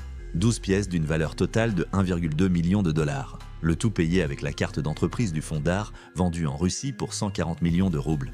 Mon bénéfice 920 000, près d'1 million de dollars par transaction. À la fin de l'année 2024, le montant total ayant transité par mes programmes s'élevait à 4,2 millions. Bénéfice net de 3,7 millions de livres. J'ai acheté un appartement, une maison, j'ai investi dans les crypto-monnaies et dans l'immobilier à Dubaï. J'étais officiellement un propriétaire unique, exerçant une activité de conseil en informatique. En novembre 2024, j'ai décidé d'arrêter. J'avais économisé suffisamment pour vivre le reste de ma vie sans travailler. Les banques devenaient plus intelligentes et les risques augmentaient. Mais surtout, j'étais fatigué de ce qui se passait autour de moi. En mai 2024, un message sur Telegram a fait basculer tout. Ces derniers mois, je suis tombé de plus en plus souvent sur des vidéos YouTube et des films sur les pirates informatiques. Top 10 des quarts d'heure les plus riches. Comment gagner des millions ? Des millions de vues, des milliers de commentaires de gars qui rêvent de devenir des hackers cool en sweat à capuche noire. Partout, c'est la même image, le romantisme du mouvement hacker, la lutte contre le système, la redistribution des richesses. On y voit des durs à cuire en sweat à capuche qui gagnent de soi-disant 10 millions par an et vivent aux Maldives. Et ça commence vraiment à m'énerver, parce que je sais comment les choses fonctionnent vraiment. En 4 ans dans ce domaine, j'en ai vu assez pour savoir qu'il n'y a pas de romance. Il n'y a que de la saleté, de la cupidité et de la trahison. Vous voulez la vérité ? La voici. Vous vous souvenez de mon parrain, celui qui prenait 60% des opérations ? En août 2022, j'ai appris qu'il avait escroqué un technicien de groupe de 180 000 $. Il n'a pas payé sa part d'une opération importante et l'a bloqué sur tous les messagers. Le technicien a travaillé avec lui pendant 3 ans, développant des systèmes pour contourner les défenses au risque de perdre sa liberté. Mais lorsque le moment est venu de partager le gros lot, personne n'a eu besoin de lui. 6 mois plus tard, le même technicien s'est fait avoir par un autre groupe. Cette fois-ci pour 240 000 €. En 2023, j'ai travaillé avec un groupe spécialisé dans les cartes de pensionnés. Ils achetaient des bases de données contenant les données des cartes des personnes de plus de 70 ans et mettaient à jour leur pension. Montant moyen volé, 800 à 2000. Des centimes pour nous, de l'argent pour eux. Lorsque j'ai demandé au conservateur s'il avait de la peine pour les personnes âgées, il m'a répondu « De toute façon, elles vont bientôt mourir et nous avons besoin de l'argent maintenant ». Plus de 200 dropsies de différents pays ont bénéficié de mes services. Savez-vous combien d'entre eux ont échappé à la justice ? 0. Tout le monde s'est fait prendre tôt ou tard. Les étudiants ont été condamnés à des peines avec sursis et à l'expulsion. Les immigrants ont été emprisonnés pendant 2 à 3 ans. Les toxicomanes qui servirent de passeurs ont été condamnés à des peines complètes parce qu'ils ne pouvaient pas engager d'avocat. Et nous en avons trouvé d'autres. Il y a toujours eu des gens désespérés prêts à faire n'importe quoi pour gagner rapidement de l'argent. 90% des quarts d'heure ne savent pas programmer. Ils achètent des scripts prêts à l'emploi sur des forums, utilisent les outils d'autres personnes et travaillent selon les schémas qu'on leur a vendus. Il n'y a que quelques vrais techniciens. Les autres sont de vulgaires escrocs qui ont appris à utiliser des outils prêts à l'emploi. Pas de lutte contre le système, juste du vol. En 4 ans, j'ai gagné 3,7 millions de $. J'ai acheté des biens immobiliers, des voitures, j'ai investi dans les crypto-monnaies, mais chaque jour est vécu dans la peur. Chaque coup de sonnette aurait pu être celui de la police. Chaque message était une menace de la part de concurrents ou de partenaires abandonnés. Ils n'avaient pas d'amis. On ne se fait pas d'amis dans ce domaine, on ne fait que les utiliser. J'ai caché ma famille à tout le monde. Ma mère pense toujours que j'ai gagné de l'argent en faisant du conseil en informatique. En 2024, j'ai réalisé que j'en avais assez. J'avais accumulé assez d'argent pour vivre en paix. Mais on ne peut pas disparaître comme ça. J'en sais trop sur trop de gens. J'ai vu ceux qui ont essayé de partir recevoir des offres qui ne se refusent de pas. Un homme qui avait décidé d'arrêter en 2023 a été retrouvé battu dans l'entrée 1 mois après avoir arrêté. Ils lui ont cassé les 2 bras et lui ont dit « Si tu veux parler à la police, nous te trouverons n'importe où ». Je suis donc parti, discrètement. J'ai progressivement réduit mes activités, transféré de l'argent vers des actifs sûrs et me suis préparé à une disparition complète. Dernière transaction, 12 novembre 2024. Achat d'un lot d'iPhone 16 Pro pour 47K, vendu en Russie pour 4,2 millions de roubles. Je n'ai plus jamais touché à une carte volée. Mais pourquoi est-ce que je vous raconte tout cela? Ce n'est pas par désir de sauver ou de rééduquer qui que ce soit. J'en ai juste marre des films et des publicités sur les hackers cool en sweat à capuche noire. Le cardage n'a rien de romantique, c'est une affaire sale, où les gens se baisent les uns les autres pour quelques centimes, utilisent les désespérés comme du matériel de consommation et volent le dernier argent des retraités. D'une manière générale, je pense que le cardage est proche du commerce de la drogue dans son essence. Vous voulez devenir riche? Apprenez la programmation, créez des startups, faites du commerce en bourse. Tout moyen légal de gagner de l'argent vaut mieux que de vivre dans la peur constante et d'être entouré de telles personnes. Et si vous décidez de vous lancer dans le carding après mon histoire, ne dites pas plus tard que vous n'avez pas été prévenu. J'ai trouvé cette histoire sur l'un des forums fermés du Darknet il y a 5 mois. Le message a été publié par l'utilisateur Pi23 en mars 2025 et a reçu plus de 500 commentaires. La plupart des commentateurs ont confirmé les détails décrits dans l'article. Les aspects techniques de l'utilisation de l'IA dans le domaine du cardage et les projets de collaboration avec le marché russe ont fait l'objet de discussions particulièrement animées. Cela confirme que toutes les technologies décrites existent et sont activement utilisées. Les montants et les échelles des transactions correspondent aux données des sources ouvertes sur les cartes modernes. Ce qui était particulièrement frappant, c'était l'absence totale de romance dans l'histoire. Pas de combattants contre le système ou de Robin des Bois numériques. Seulement du calcul froid, de la cupidité et de la trahison. L'histoire de Pi23 montre les dessous de ce que les films et les publicités présentent comme une romance cool entre hackers. Derrière ce joli tableau se cache la criminalité ordinaire où les gens se trompent les uns les autres pour de l'argent et où les plus faibles paient un pour tout. Le travail avec les retraités et l'utilisation de personnes désespérées comme point de chute sont particulièrement cyniques. Tous ces partenaires et collègues finissent tôt ou tard derrière les barreaux, tandis que les organisateurs restent dans l'ombre. Je ne sais pas où se trouve Pi23 aujourd'hui et s'il regarde ma chaîne. Mais son histoire est le meilleur avertissement pour ceux qui pensent à l'argent facile sur le Darknet. La réalité s'avère toujours plus sale que les belles histoires de l'Internet. Je voudrais également vous rappeler que toutes les actions décrites dans l'article constituent des infractions au regard des lois pénales de la plupart des pays du monde. Le cardage, la fraude à la carte bancaire, le blanchiment d'argent et l'utilisation de prête-noms entraînent une responsabilité pénale grave, allant de lourdes amendes à une peine d'emprisonnement pouvant aller jusqu'à 10 ans. En tant qu'auteur de la chaîne, je ne recommande catégoriquement à personne de s'engager dans de telles activités et j'insiste sur le fait qu'elles sont inacceptable. Tôt ou tard, toute manœuvre criminelle entraîne des conséquences désastreuses. Arrestation, emprisonnement et vie gâchée. Cette histoire est publiée à des fins éducatives uniquement pour montrer les risques réels et les conséquences des activités criminelles sur l'Internet. Rappelez-vous, aucune somme d'argent ne vaut la perte de la liberté et un avenir ruiné. Si cette histoire vous a fait réfléchir, donnez-lui un like et abonnez-vous à la chaîne. Il y a encore beaucoup d'autres histoires provenant des coins sombres d'Internet qui vous montreront le monde sans phare. En attendant, prenez soin de vous et n'oubliez pas que l'argent rapide coûte toujours trop cher.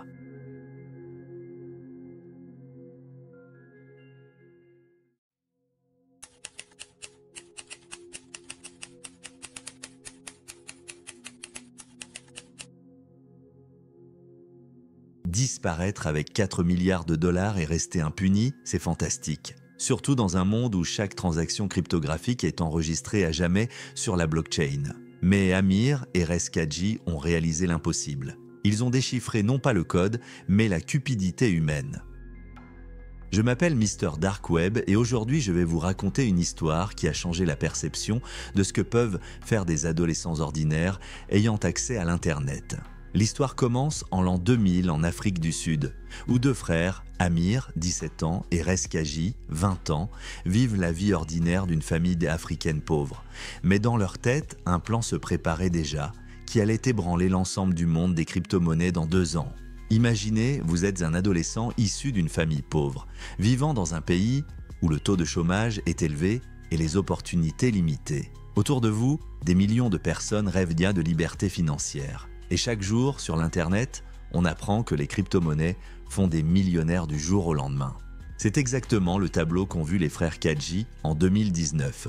C'est alors qu'ils ont eu une idée qui leur a semblé folle.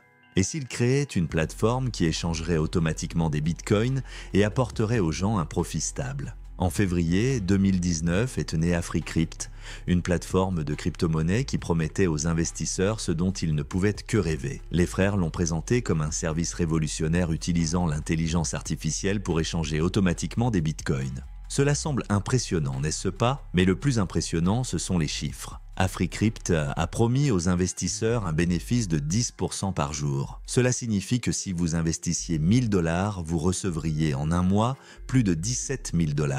Et en 2 mois, près de 300 000 $. Je dois admettre que d'un point de vue marketing, l'opération était brillante. Les frères Kadji ont compris comme personne la psychologie de leurs compatriotes. Dans un pays où le salaire moyen est de quelques centaines de dollars par mois, la promesse d'un tel revenu sonnait comme une musique. Mais comment 2 adolescents inconnus ont-ils pu convaincre les gens de leur confier leurs économies? C'est là que commence la partie la plus intéressante de l'histoire. La première chose que les frères ont faite a été de créer un site web impressionnant avec un design professionnel. On y trouvait des graphiques de complexes, des termes techniques et bien sûr une description d'un algorithme d'IA unique censé analyser le marché 24 heures sur 24, 7 jours sur 7 et réaliser des opérations rentables. Pour la plupart des gens, c'était convaincant. De beaux graphiques, des termes scientifiques, des promesses de technologies futures, tout cela créait une aura de sérieux et d'innovation. Mais la véritable percée s'est produite lorsque des célébrités ont participé à la publicité d'AfriCrypt. La rappeuse sud-africaine Nastia C, le footballeur Benny McCarthy et même la star hollywoodienne Charlize Theron sont tous apparus d'une manière ou d'une autre dans le matériel promotionnel de la plateforme. En outre, même des membres du parti au pouvoir, le Congrès national africain, ont manifesté un intérêt public pour le projet. Imaginez le poids que cela représente pour le commun des mortels. Si des stars et des hommes politiques croient au projet, c'est qu'il est vraiment sérieux, n'est-ce pas? Le marketing agressif a fait son œuvre. Des histoires se sont répandues dans toute l'Afrique du Sud sur des personnes qui ont doublé ou triplé leurs économies grâce à AfriCrypt.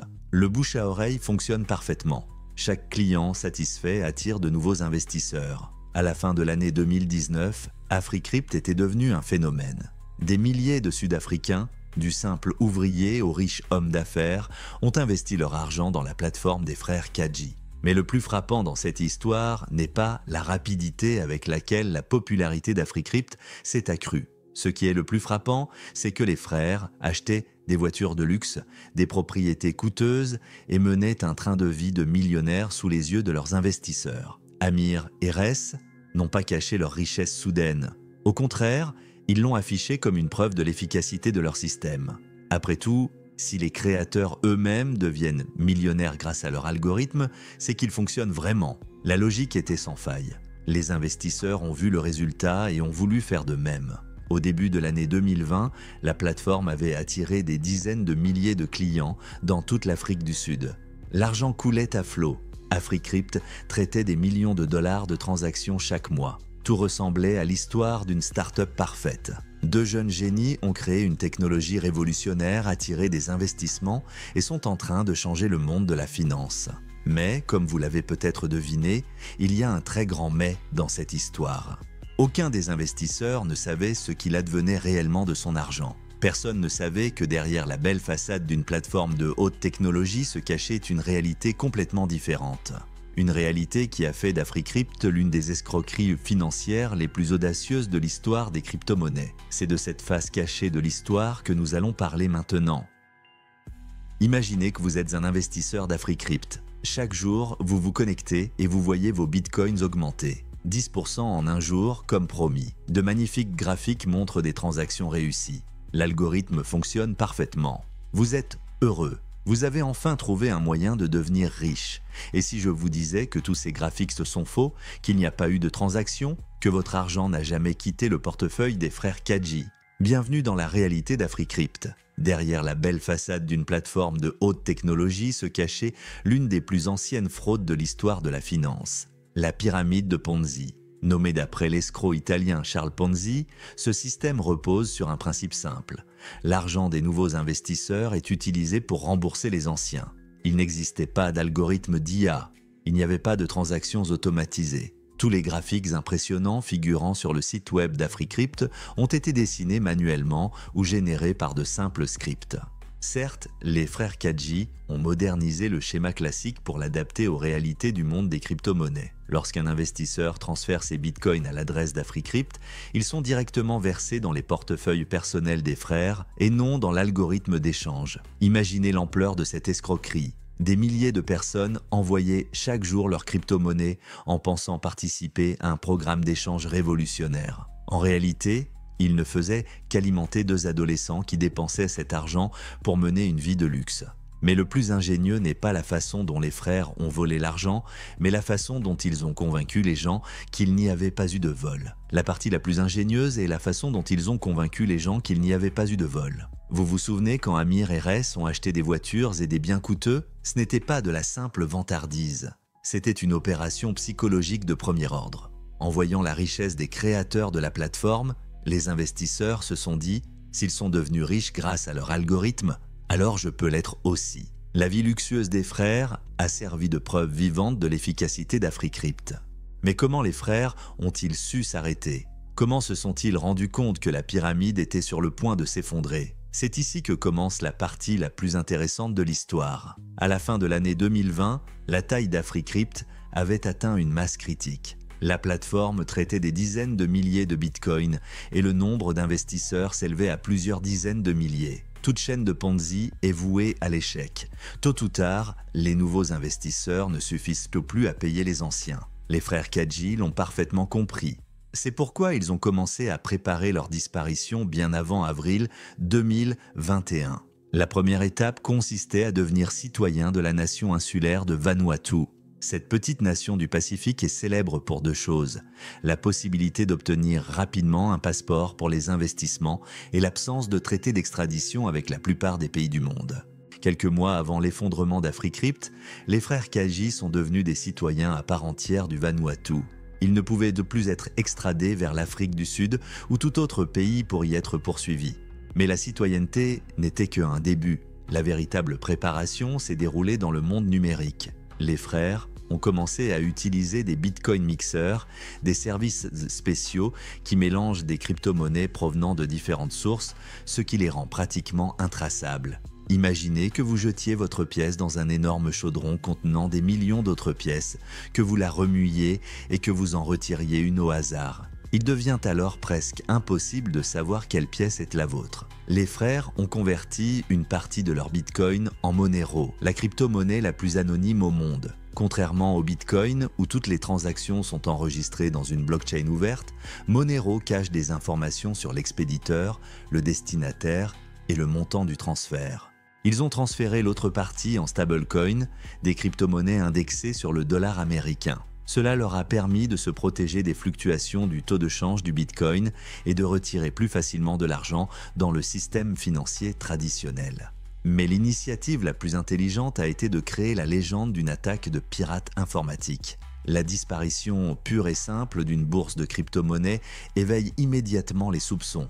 Mais si une bourse est victime de hackers, c'est une autre affaire. Dans le monde des crypto-monnaies, les attaques de pirates se produisent régulièrement et le public y est habitué. Quelques semaines avant la mise en scène de l'attaque, les frères ont commencé à retirer progressivement des fonds de leurs principaux portefeuilles Africrypt. Ils l'ont fait par petites quantités afin de ne pas attirer l'attention des systèmes automatisés de surveillance de la blockchain.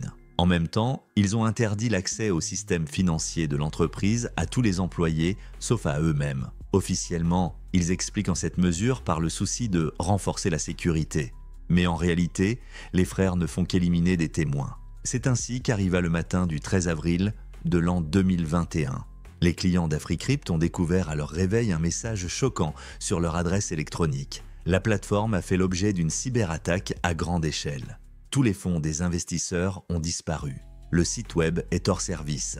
L'équipe d'assistance est silencieuse. Mais la partie la plus intéressante se trouve dans le texte de la lettre. Les frères Kadji ont exhorté les clients à ne pas contacter la police ou les avocats. Ils estiment qu'une action en justice pourrait nuire à la réputation de la plateforme et retarder le recouvrement des fonds. Imaginez l'audace de voler l'argent des gens et de leur demander de ne pas se plaindre. Mais pour de nombreux investisseurs, cette lettre a été la goutte d'eau qui a fait déborder le vase.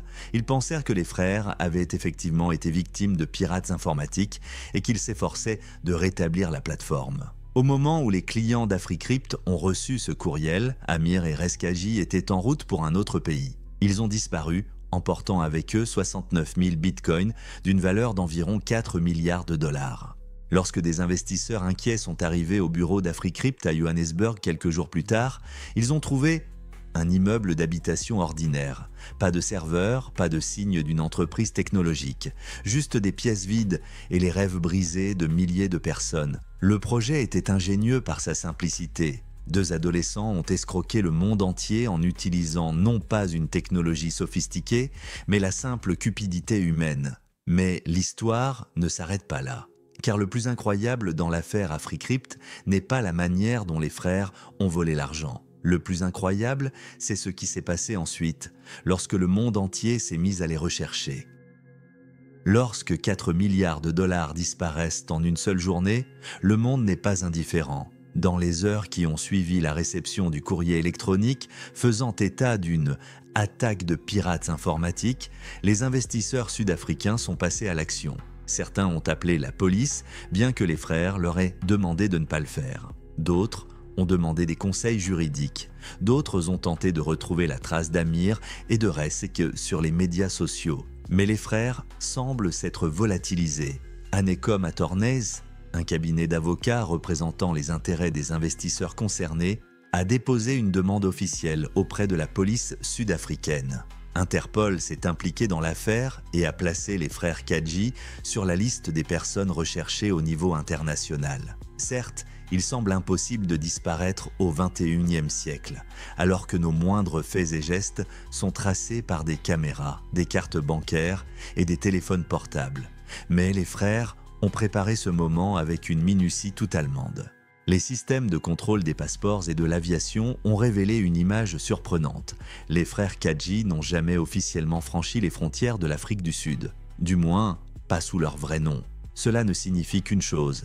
Ils ont utilisé de faux documents ou ont trouvé un moyen de quitter le pays en contournant les contrôles officiels. Les enquêteurs ont passé au peigne fin jour et nuit les empreintes numériques des frères. Les analystes de la blockchain ont suivi les mouvements des bitcoins volés à travers des dizaines de portefeuilles et de mélangeurs. Les agences de renseignement internationales ont vérifié chaque aéroport, chaque frontière. Et puis, 4 mois après la disparition, il y a eu une avancée. En août 2021, les enquêteurs suisses ont découvert un coffre-fort loué dans une banque de Zurich.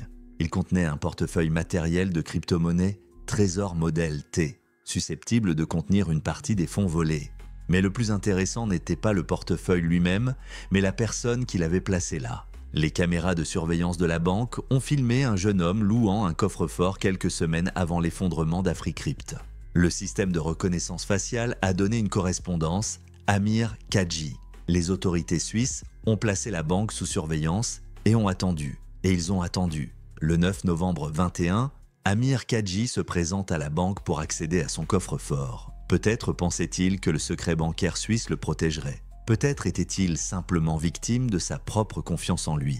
D'une manière ou d'une autre, le génie de la cryptographie, âgé de 17 ans, a été arrêté ce jour-là. Il a été accusé de blanchiment d'argent. Amir a passé 6 mois en détention provisoire, refusant de coopérer à l'enquête et de révéler l'endroit où se trouvaient les fonds volés. Mais le système juridique suisse s'est avéré plus souple que les enquêteurs ne le pensaient.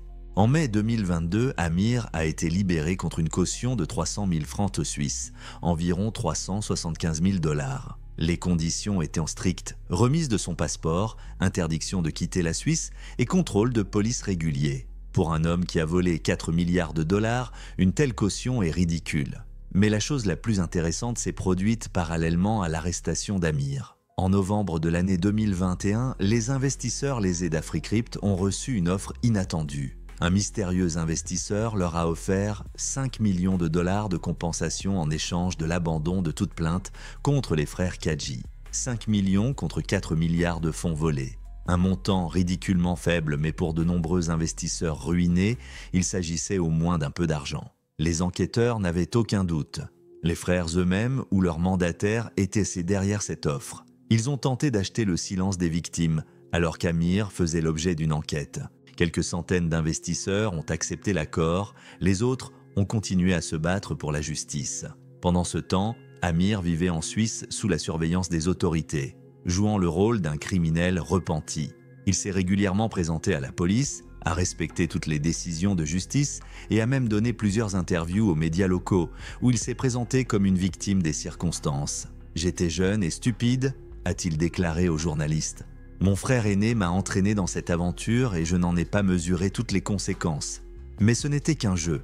Pendant 18 mois, Amir a attendu patiemment son heure. Il sait que les autorités suisses relâcheront tôt ou tard leur contrôle.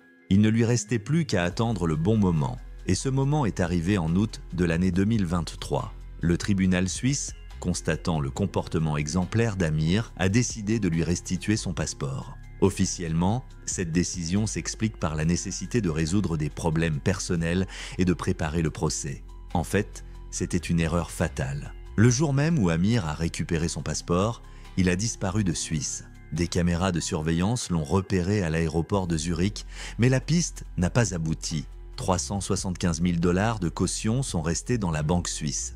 Pour Amir, ce n'est qu'une bagatelle, le prix de la liberté. La deuxième évasion a été encore plus audacieuse que la première. Amir a disparu au nez et à la barbe des services de sécurité européens avec tous les documents nécessaires en main. Où est-il allé ? Des sources non officielles ont cité différentes versions, Dubaï, Tanzanie, Grande-Bretagne. Mais le lieu exact où se trouve Amir reste un mystère. Pendant tout ce temps, son frère Ress est resté introuvable. Depuis avril 2021, il n'y avait eu aucune information fiable sur son sort. En l'an 2024, l'affaire AfriCrypt était dans l'impasse. Les frères avaient disparu, les bitcoins volés s'étaient volatilisés dans le labyrinthe des mixeurs et des portefeuilles anonymes.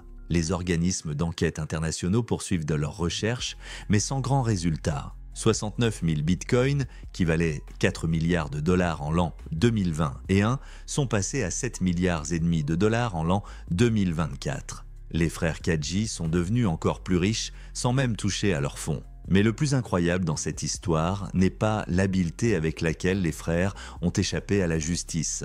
Le plus incroyable, c'est ce qui s'est passé dans la sphère juridique. Car il s'avère qu'au XXIe siècle, voler 4 milliards de dollars en toute impunité est non seulement possible, mais aussi parfaitement légal. C'est de cette découverte choquante que nous allons parler maintenant.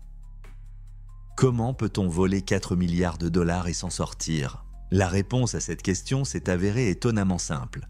Il suffit de trouver une faille juridique que personne ne remarquera. Et les frères Kadji ont trouvé cette faille. En 2024, alors que la traque internationale des frères entrait dans sa 3e année, un événement est venu mettre un terme à l'affaire AfriCrypt.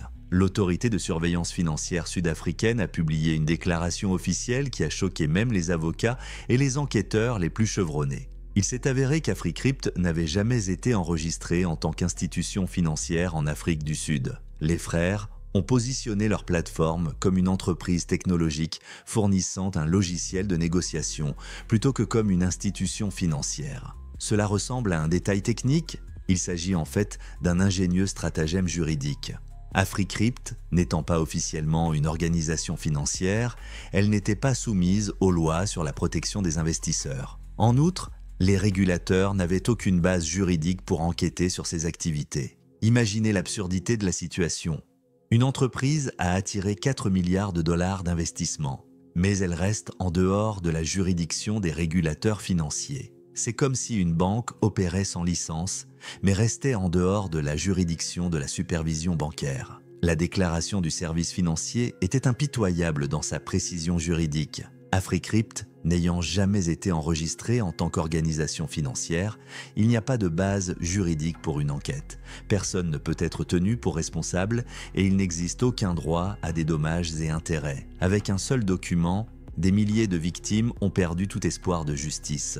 Certes, le plan des frères Kadji a parfaitement fonctionné. Ils ne se sont pas contentés de voler l'argent, ils ont créé une structure juridique qui a fait de ce vol une infraction formellement non criminelle. 69 000 bitcoins qui valaient 4 milliards de dollars en l'an 2021 sont passés à 7 milliards et demi de dollars en l'an 2024. Les frères sont devenus encore plus riches sans même toucher à leur portefeuille de crypto-monnaies. Amir et Ress Kadji ont disparu à jamais, ne laissant derrière eux que la légende de la crypto-affaire la plus audacieuse de l'histoire. Pour comprendre l'ampleur de leur exploit, comparons AfriCrypt à d'autres grandes escroqueries à la crypto-monnaie.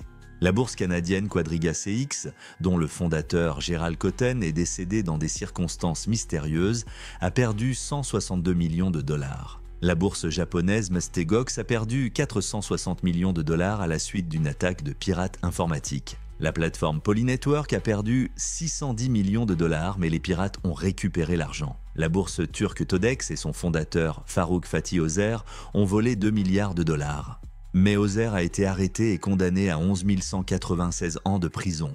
Et les frères Kadji, ils ont volé 2 fois plus et s'en sont sortis. Si le montant des pertes d'Africrypt est confirmé à 7,5 milliards de dollars, il s'agit du plus grand vol de crypto-monnaies de l'histoire de l'humanité. Mais l'affaire Africrypt n'est pas seulement une histoire de vol d'argent. C'est l'histoire de 2 adolescents issus d'une famille africaine pauvre qui ont déjoué tout le système financier international. Ils ont montré au monde qu'à l'ère des monnaies numériques et de l'économie mondiale, il est possible de voler des milliards et de s'en tirer si l'on sait comment contourner les systèmes juridiques des différents pays. Africrypt est devenu le symbole de la vulnérabilité du système financier moderne face à l'innovation technologique et aux lacunes juridiques. L'histoire des frères Kadji a donné au monde une leçon cruelle. Dans le monde des crypto-monnaies, les lois traditionnelles sont souvent impuissantes et la cupidité des investisseurs peut être l'arme la plus puissante des fraudeurs. Aujourd'hui, quelque part dans le monde vivent 2 jeunes hommes qui, à 17 et 20 ans, ont commis le crime parfait. Ils ont prouvé que parfois, les plans les plus audacieux fonctionnent vraiment. Amir et Rez Kadji ont disparu mais leur histoire continue. Elle est devenue un avertissement pour les investisseurs et un casse-tête pour les régulateurs. Dans un monde où chaque transaction est enregistrée à jamais sur la blockchain, les frères Kadji ont réussi à devenir invisibles. À l'ère de la surveillance totale, ils ont disparu sans laisser de traces. Ils ont trouvé une faille dans le système judiciaire international qui les a rendus intouchables. 7,5 milliards de dollars, l'impunité totale. Le crime parfait du XXIe siècle, l'histoire d'Africrypt est terminée, mais ses effets se feront sentir pendant des années. Car les frères Kadji ont montré au monde que si l'on est assez intelligent, assez audacieux et que l'on sait où chercher les failles du système, même l'escroquerie la plus fantastique peut devenir réalité. Et le pire dans cette histoire n'est pas que 2 adolescents aient volé des milliards de dollars. Le pire, c'est qu'ils ont montré comment cela pouvait être fait.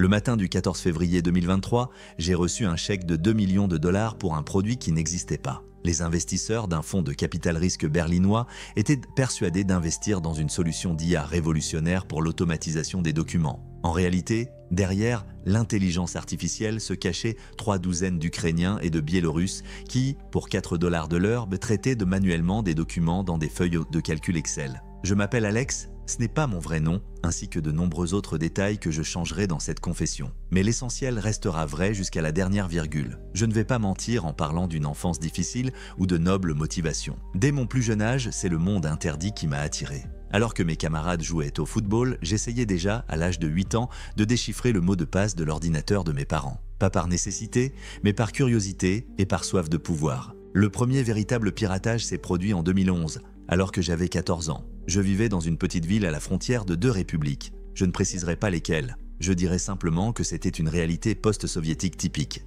Les usines étaient d'eau fermée, il y avait peu de perspectives d'avenir et l'Internet ne fonctionnait pas correctement. J'ai piraté le réseau local du fournisseur d'accès et j'ai obtenu un accès gratuit non seulement pour moi, mais aussi pour la moitié du quartier. Ce n'était pas par altruisme, je voulais juste voir si je pouvais le faire. Lorsque le fournisseur d'accès l'a découvert un mois plus tard, il n'a pas fait appel à la police. Au lieu de cela, ils m'ont proposé un emploi à temps partiel, réparer les ordinateurs des clients pour de l'argent symbolique. Mais cela ne me satisfaisait pas. La voie légale me semblait ennuyeuse et lente. J'ai reçu ma première invitation à un forum fermé au cours de l'hiver 2012. L'un des anciens que je croisais occasionnellement dans les canaux locaux m'a envoyé un lien avec les mots suivants « Vos gens sont là ». Le nom du forum était plutôt banal, quelque chose comme Digital Underground, mais à l'intérieur il y avait une vraie vie. Des centaines de participants discutaient de combines, partagèrent leurs expériences et lançaient des avertissements en cas de raid. Des sections étaient consacrées au carding, au phishing, à l'ingénierie sociale, à la vente de dump et au blanchiment d'argent. J'ai commencé modestement en étudiant des documents, en posant des questions.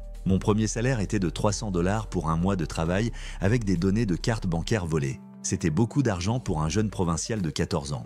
À l'âge de 16 ans, j'étais déjà considéré comme un membre de la communauté. Je n'étais pas un joueur de premier plan, mais un joueur fiable. Je me suis spécialisé dans l'ingénierie sociale. Je pouvais parler aux opérateurs bancaires, et obtenir les informations dont j'avais besoin. Ma voix n'était pas encore cassée, ce qui était un avantage. Tout le monde me prenait pour un étudiant qui avait oublié le mot de passe de la carte de son père. En 2018, j'ai compris que le cardage à petite échelle était une impasse. Les sommes sont faibles, les risques sont élevés et surtout, il y a un besoin constant de se cacher. J'ai commencé à m'intéresser à des systèmes plus blancs. C'est alors qu'est apparue sur le forum une section consacrée à l'externalisation des technologies de l'information.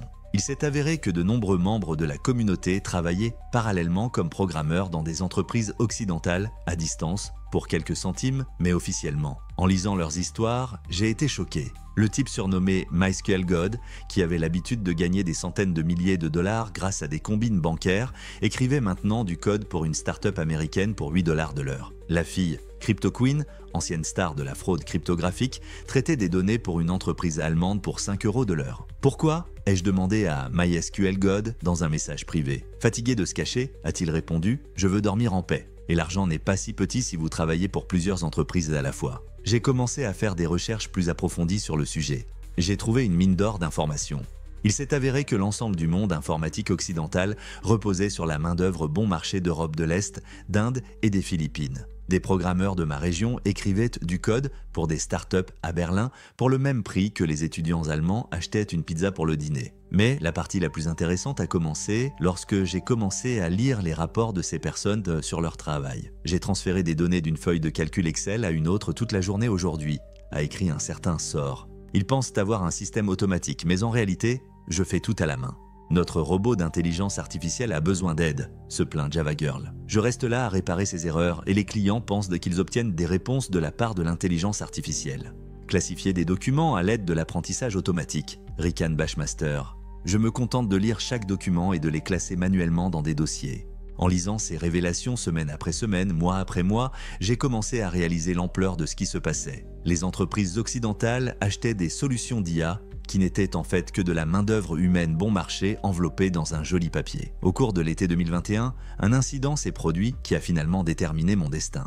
Un fil de discussion d'un membre surnommé ScriptKiddy est apparu sur le forum. Il y raconte comment il a trouvé un emploi dans une start-up allemande qui développe un système révolutionnaire de traitement des factures à l'aide de réseaux neuronaux. « Vous n'allez pas le croire », écrit-il. « Je suis le seul à gérer tous leurs comptes, manuellement, dans Excel, pour 6 € de l'heure. Et ils le vendent aux entreprises pour 20 000 € par mois en tant que solution d'IA. » Une discussion s'est engagée dans les commentaires. Certains s'indignent de cette exploitation, d'autres conseillent d'exiger une augmentation. Mais je pensais à autre chose. Si un individu peut simuler le travail d'un réseau neuronal pour 6 € de l'heure, une équipe de 30 individus peut simuler le travail d'un système d'IA très puissant. Et le vendre des dizaines de fois plus cher. J'avais 24 ans, j'avais travaillé pendant 10 ans sur l'internet gris et noir. Je savais comment créer des légendes convaincantes, comment contourner les contrôles, comment établir la confiance avec des personnes que je n'avais jamais rencontrées auparavant. Plus important encore, j'ai vu à quel point les investisseurs peuvent être naïfs lorsqu'il s'agit d'intelligence artificielle. Le soir du 23 août 2021, je me suis assis dans mon studio et j'ai dessiné le premier plan. Une page dans un carnet que j'ai brûlé par la suite, mais dont je me suis souvenu de chaque mot pour toujours. Produit, système d'IA pour l'automatisation des flux de documents. Traitement des factures, classification des documents, extraction des données, quelque chose de suffisamment complexe pour que les investisseurs ne puissent pas le tester rapidement, mais suffisamment compréhensible pour qu'ils croient au potentiel.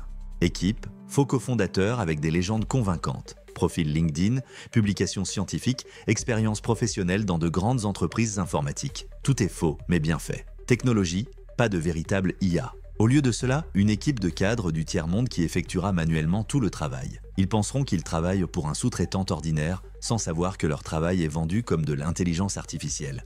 Géographie, Europe, Berlin ou Londres, de nombreux fonds de capital risque y investissent activement dans l'IA, mais ils sont moins pointilleux que dans la Silicon Valley, montant et à 3 millions de dollars. Suffisamment pour changer radicalement des vies, mais pas au point d'attirer l'attention. Le plan était audacieux, mais réalisable. Je connaissais tous les outils nécessaires, je comprenais la psychologie des investisseurs potentiels et j'avais accès à une main-d'œuvre bon marché.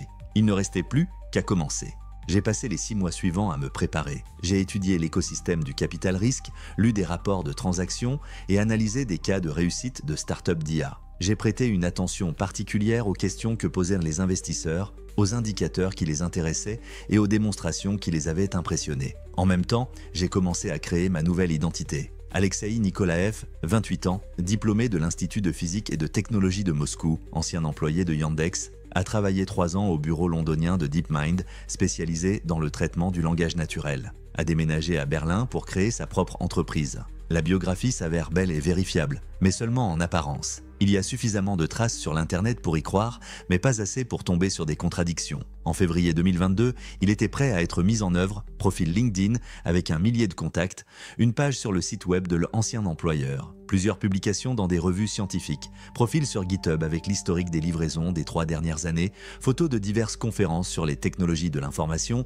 Tout était faux. Tout avait l'air tout à fait réel. Mais la principale découverte a été le ChatGPT. Le 30 novembre 2022, OpenAI a mis ChatGPT à la disposition du public. Le monde entier s'est enthousiasmé pour les possibilités de l'intelligence artificielle. Les médias ont écrit que l'IA remplacerait la moitié des professions. Les investisseurs ont commencé à injecter de l'argent dans toutes les startups dont le nom contenait le mot IA. C'était un cadeau du destin. Dans l'atmosphère d'engouement général, mon plan n'est pas seulement devenu réalisable, il est devenu presque gagnant-gagnant. J'ai accéléré mes préparatifs. En janvier 2023, tout était prêt. DocuMind est enregistré à Berlin. Une équipe de 4 cofondateurs au CV impeccable. Un prototype de système qui fait vraiment quelque chose même s'il est très simple. Et surtout, une liste de 12 fonds de capital risque potentiellement intéressés par notre produit. Il restait une dernière étape à franchir. Le matin du 7 février 2023, j'ai envoyé mon premier courriel.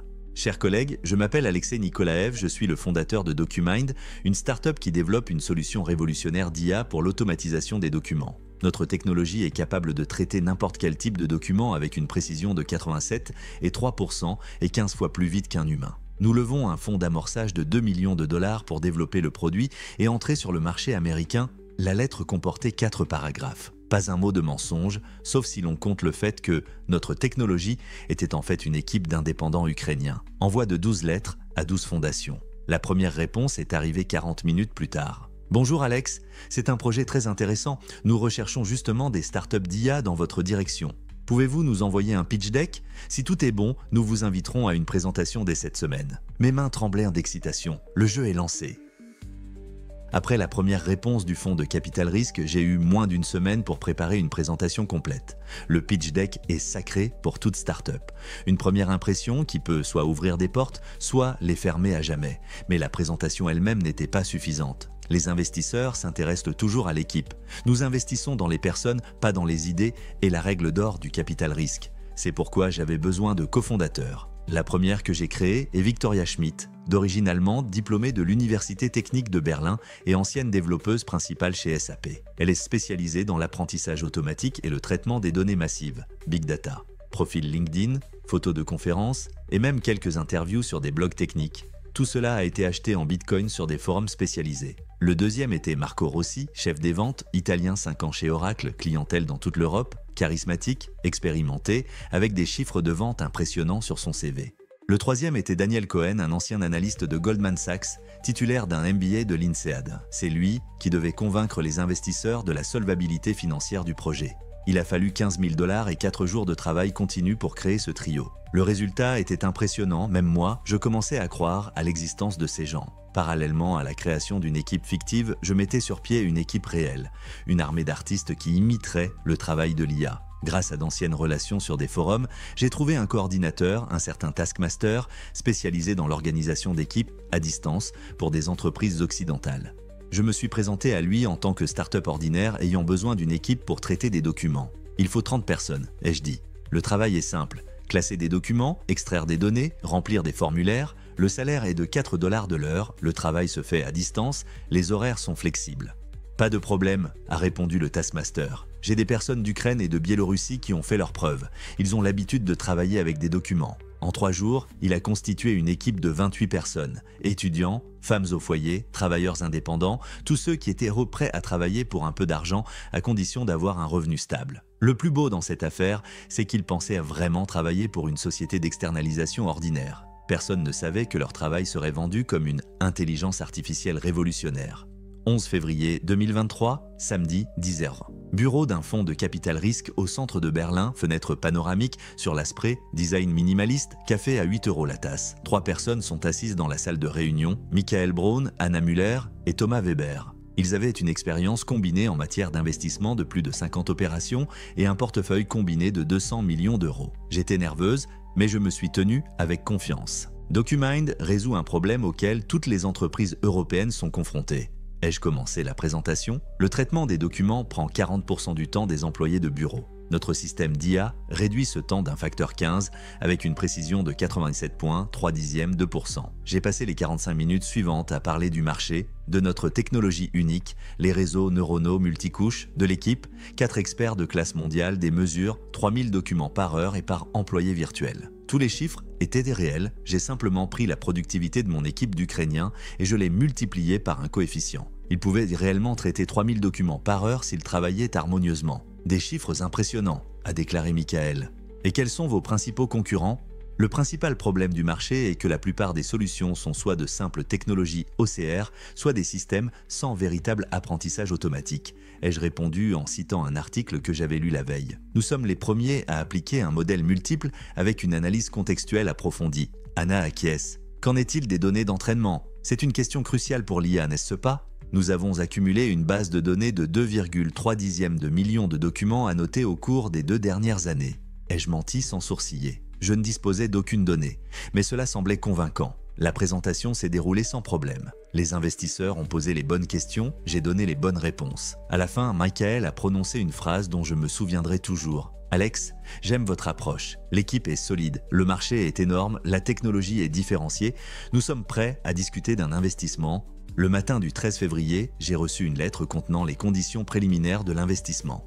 2 millions de dollars pour 25% de la société. Évaluation de 8 millions de dollars. Conditions habituelles pour un tour de table d'amorçage. J'ai relu la lettre 3 fois, n'en croyant pas mes yeux. Le 14 février, jour de la Saint-Valentin, j'ai signé les documents. L'argent est arrivé sur le compte de la société DocuMind le même jour. 2 millions de dollars pour un produit qui n'existait pas. Mais la joie n'a pas duré longtemps. Une semaine plus tard, Anna Müller m'a écrit un message qui a fait battre mon cœur plus vite. « Alex, félicitations pour avoir clôturé le tour de table avec succès. Nos experts aimeraient voir DocuMind en action. Pouvons-nous organiser une démonstration sur des données réelles dès la semaine prochaine? Nous avons plusieurs clients potentiels qui sont prêts à être des testeurs pilotes. » J'ai regardé l'écran et j'ai réalisé que c'était le moment le plus important. Le matin du 22 février 2023, j'ai réalisé que 2 millions de dollars n'étaient pas la fin de l'histoire, mais seulement le début. L'argent reposait sur un compte d'entreprise, les investisseurs attendaient des résultats et j'avais entre les mains une équipe d'Ukrainiens qui pensaient travailler pour un sous-traitant ordinaire. Nous devions transformer ce groupe de personnes en une intelligence artificielle révolutionnaire. La première chose que j'ai faite a été de créer le système interne de gestion des commandes de DocuMind. Rien de compliqué, une simple interface web où les clients téléchargent des documents et où mes exécuteurs reçoivent des tâches. Mais pour les clients, cela ressemblait à un panneau de contrôle d'IA avec tous les boutons et graphiques dont ils avaient un besoin. Taskmaster nous a aidés à organiser le flux de travail. Nous avons réparti une équipe de 28 personnes en 3 équipes de 8 heures chacune. Nous avions une couverture 24 heures sur 24. Pendant que les Ukrainiens et les Biélorusses dormaient en Europe, ils traitèrent les documents. Pour les clients, cela ressemblait à un système d'IA basé sur le cloud qui ne se repose jamais. J'ai donné à chaque interprète des instructions claires, le temps de traitement par document ne devait pas être inférieur à 3 minutes. Si une personne réussissait à aller plus vite, elle devait attendre. Un traitement trop rapide aurait pour effet d'éliminer le travail manuel. Aucun algorithme d'apprentissage automatique ne peut travailler à la vitesse d'un comptable expérimenté. À la fin du mois de février, le système fonctionnait comme une horloge. Le premier vrai client a été une petite société de conseil allemande, Schneider & Partners. Anna Müller les a personnellement recommandés. 150 employés, des tonnes de paperasse et une volonté de payer 5 000 € par mois pour l'automatisation. J'ai rencontré leur directeur technique, Klaus Weber, dans un café près de leur bureau. Un homme solide d'une 50aine d'années, 20 ans d'expérience dans le domaine des technologies de l'information, un scepticisme sain à l'égard des nouvelles technologies. Alex, pour être honnête, j'ai déjà vu des dizaines de startups qui promettent de révolutionner le traitement des documents, dit-il en remuant son café. Quelle est votre spécialité? J'ai sorti mon ordinateur portable et j'ai fait une démonstration du système. J'ai chargé une facture test et j'ai appuyé sur le bouton « Traiter ». 4 minutes plus tard, juste le temps nécessaire à l'artiste de l'équipe ukrainienne, le système a produit le résultat. Tous les champs étaient extraits correctement, les données étaient structurées et prêtes à être exportées vers n'importe quel système comptable. Impressionnant, reconnaît Klaus. Et quelle est la précision de l'usinage? 97,3% sur notre base de test ai-je répondu. Mais cela pourrait être encore plus élevé pour vos documents, le système est entraîné sur chaque nouveau fichier. En fait, la précision était de 100%, les humains commettent des erreurs beaucoup moins souvent que les algorithmes. Mais une précision de 100% aurait semblé suspecte. Klaus acquiesce, d'accord, essayons-le pendant un mois. Si tout fonctionne comme prévu, nous passerons à un contrat annuel. Fin mars, nous avions déjà 5 clients. Le revenu mensuel total s'élevait à 18 000 €. Les dépenses médias pour l'équipe d'artistes étaient de 4 000 $. La rentabilité est fantastique et les clients sont heureux, les investisseurs sont ravis. Mais c'est là que les premiers problèmes sont apparus. Le 3 avril, Klaus Weber m'a envoyé une lettre étrange. « Alex, j'ai une question à propos de votre système. Nous avons remarqué qu'il faut toujours entre 3 et 6 minutes pour traiter les documents, quelle que soit leur complexité. Une simple facture d'une ligne prend le même temps qu'un contrat de plusieurs pages. Est-ce normal pour un algorithme d'IA ? J'ai rapidement trouvé une explication. Klaus, notre système utilise une analyse contextuelle complexe pour chaque document. Même une simple facture est vérifiée par rapport à de multiples modèles et règles. Cela garantit une grande précision, mais nécessite un temps de traitement stable. Klaus était satisfait de la réponse, mais je me suis rendu compte qu'il fallait ajouter un élément aléatoire au temps de traitement. Document simple, 2 à 4 minutes, document complexe, 5 à 8 minutes. Mathématiquement, cela semblait plus naturel. Un problème plus grave est apparu à la mi-avril. L'un de nos clients, Frédéric Schmitt, directeur informatique d'une entreprise de logistique, souhaitait intégrer notre système à son programme de comptabilité d'entreprise. Pour ce faire, il avait besoin d'une documentation technique sur l'interface de notre logiciel. J'ai tergiversé pendant une quinzaine de jours en trouvant des excuses. J'ai parlé du secret des algorithmes, de la protection des brevets, de la politique de sécurité des entreprises. Mais Frédéric ne voulait pas lâcher prise. « Alex, je n'ai pas besoin de vos algorithmes », a-t-il déclaré lors de l'appel vidéo. « J'ai juste besoin d'un schéma des données que votre système renvoie. » Toute entreprise informatique sérieuse fournit ce type de documentation. J'ai donc dû apprendre les bases de la programmation d'interface en un week-end et créer une documentation technique plausible. Cela m'a pris 30 heures, mais le résultat a été convaincant. En mai, notre base de clients s'est élargie à 12 entreprises. Notre chiffre d'affaires mensuel dépassait les 50 000 €. J'ai engagé 20 personnes supplémentaires et j'ai divisé l'équipe par spécialisation. Certains s'occupaient des factures, d'autres des contrats, d'autres encore des documents non standards. Le système a si bien fonctionné que j'ai moi-même commencé à oublier qu'il s'agissait d'une escroquerie. Les clients recevaient un service de qualité, rapidement et à un prix raisonnable. Mes artistes gagnaient honnêtement de l'argent. Les investisseurs voyaient leur chiffre d'affaires augmenter et les clients étaient satisfaits. La seule chose qu'ils n'avaient pas, c'était une véritable intelligence artificielle. Mais le 18 mai, un événement est venu compromettre l'ensemble du projet. Anna Müller m'a appelé à 10 h du matin. « Alex, bonne nouvelle, un de nos partenaires, une grande compagnie d'assurance allemande, est intéressé par votre technologie. Ils sont prêts à signer un contrat de 200 000 € par an. » Je me suis excité. « C'est fantastique, Anna. Qu'est-ce que tu dois faire ?» « Une petite formalité, dit-elle, ils veulent procéder à un examen technique de votre système. Leur architecte en chef, le Dr Müller, veut voir comment les algorithmes fonctionnent de l'intérieur. Mon cœur s'est enfoncé dans mes talons. Qu'est-ce qu'il veut voir exactement ? J'ai demandé en essayant de garder mon ton calme. Procédure standard pour les grands contrats, explique Anna. Analyser l'architecture du système, examiner les algorithmes d'apprentissage automatique utilisés, effectuer des tests sur leurs propres données. Ils doivent s'assurer que votre technologie répond réellement aux spécifications énoncées. J'ai demandé du temps pour me préparer et j'ai raccroché. Pour la première fois depuis que je travaille sur ce projet, je me rends compte que je suis tombé dans le piège de mon propre succès. Plus le système fonctionnait bien, plus il recevait d'attention. Et plus l'attention était grande, plus le risque d'exposition était élevé. Dans la soirée du même jour, j'ai reçu une lettre du Dr Müller. « Monsieur Nikolaev, nous prévoyons un examen technique de votre système la semaine prochaine. Veuillez préparer une démonstration du fonctionnement des algorithmes sur des données arbitraires que nous apporterons avec nous. Nous sommes également intéressés par l'architecture du réseau neuronal et les mesures de performance en temps réel. » J'ai relu la lettre plusieurs fois. La démonstration sur des données aléatoires signifiait que je ne pouvais pas préparer mes exécutants à l'avance. Architecture des réseaux neuronaux, nous devions montrer le code et les algorithmes réels. Mesures en temps réel. Aucun membre de l'équipe ukrainienne ne pouvait être impliqué dans le processus. Pour la première fois depuis 6 mois que je travaille sur DocuMind, j'ai réalisé qu'il pourrait arriver un moment où je n'aurais rien à montrer. Chapitre 4. L'effondrement de l'Empire. Le matin du 25 mai 2023, j'ai prévenu tous les Ukrainiens d'une démonstration critique. J'ai doublé leurs taux horaires et leur ai demandé d'être en ligne de 9 h ans à 12 h ans, heure de Berlin. Taskmaster m'a assuré que les plus performants seraient du prêt. À 9 h 30, le Dr Müller entre dans la salle de réunion avec 2 collègues. Il tient dans ses mains un dossier de documents et une clé USB contenant des fichiers de test. « Monsieur Nikolaev, montrez le traitement en temps réel », a-t-il dit. J'ai téléchargé le premier document, une police d'assurance en allemand. Un point rouge clignote dans le panneau d'administration. Oksana, de l'équipe de Kiev, s'est chargée de la tâche. 4 minutes plus tard, le système produisait un résultat parfait. Impressionnant, reconnaît le docteur Müller. Essayons-en d'autres. Pendant la demi-heure qui a suivi, tout s'est déroulé sans problème. L'équipe ukrainienne a travaillé sans faille et les documents ont été traités rapidement et avec précision. Mais le docteur Müller a alors téléchargé un fichier qui a tout changé.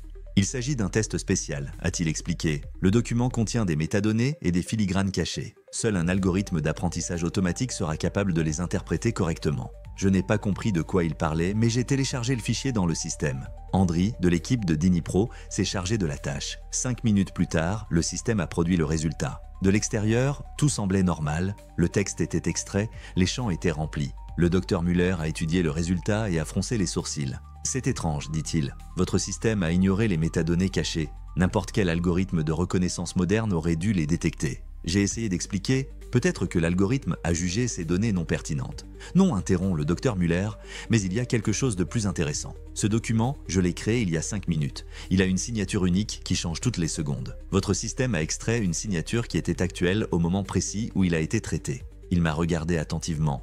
Vous savez ce que cela signifie? Quelqu'un a ouvert manuellement ce fichier et a copié les données exactement comme un humain les a vues à l'écran. Un algorithme d'apprentissage automatique aurait travaillé avec les octets originaux du fichier et non avec la représentation visuelle. Mon cœur s'est enfoncé dans mes talons, je savais que nous étions pris. En outre, poursuit l'expert technique, nous avons analysé le temps de réponse de votre système. 4 à 6 minutes sont idéales, quelle que soit la complexité du document. C'est typique d'un traitement manuel, pas d'un algorithme. Le jeu était terminé. Le soir, Anna Müller a appelé pour poser un ultimatum. « Alex, nous avons des preuves de fraude. Soit vous vous expliquez, soit nous transmettons l'affaire à la police. » J'ai choisi l'honnêteté. J'ai tout dit, des faux cofondateurs à l'équipe ukrainienne. Les semaines suivantes ont été consacrées à des négociations avec des avocats. La nature internationale du système et les lacunes juridiques ont permis d'éviter une affaire pénale. Mais une action civile était inévitable. J'ai rendu 1,3 million de dollars aux investisseurs, j'ai versé des indemnités aux clients et j'ai fermé la société. Sur les 2 millions, il restait environ 500 000 dollars, mes gains pour 6 mois de tromperie. Aujourd'hui, je vis dans un autre pays sous un autre nom. Je dirige une entreprise légitime. Je conseille de vraies startups sur la manière d'attirer les investissements. Paradoxalement, l'expérience de la création d'une fausse entreprise d'IA a fait de moi un expert des vraies technologies d'IA. Aujourd'hui, j'aide les entrepreneurs à présenter honnêtement leur développement. Parfois, je pense à cet Ukrainien, ScriptKiddie, dont l'histoire m'a incité à me lancer dans cette aventure. Travaille-t-il encore pour quelques centimes dans une autre start-up révolutionnaire? Peut-être que cette confession aidera quelqu'un à ne pas répéter mon parcours, ou lui donnera des idées pour ses propres projets. Rappelez-vous, dans le monde du capital risque, la frontière entre l'innovation et la tromperie est souvent plus mince qu'il n'y paraît. Et tôt ou tard, tout mensonge sera démasqué, surtout lorsque de vrais experts sont impliqués. Cette histoire a été écrite par l'utilisateur Alex CEO sur le forum Tech Underground le 3 janvier 2024. Dans les commentaires, plusieurs programmeurs ont reconnu l'existence de stratagèmes similaires. L'un d'eux a écrit qu'un ami travaillait encore pour 4 $ de l'heure à former l'IA pour une start-up. Selon MMC Venture, 40% des startups européennes spécialisées dans l'IA n'utilisent pas de véritable apprentissage automatique. Les belles présentations cachent souvent un travail manuel pour quelques centimes. N'oubliez pas que la vraie technologie exige de la transparence. Une startup qui cache de la documentation technique cache probablement quelque chose. Comme toujours, votre Monsieur Dark Web.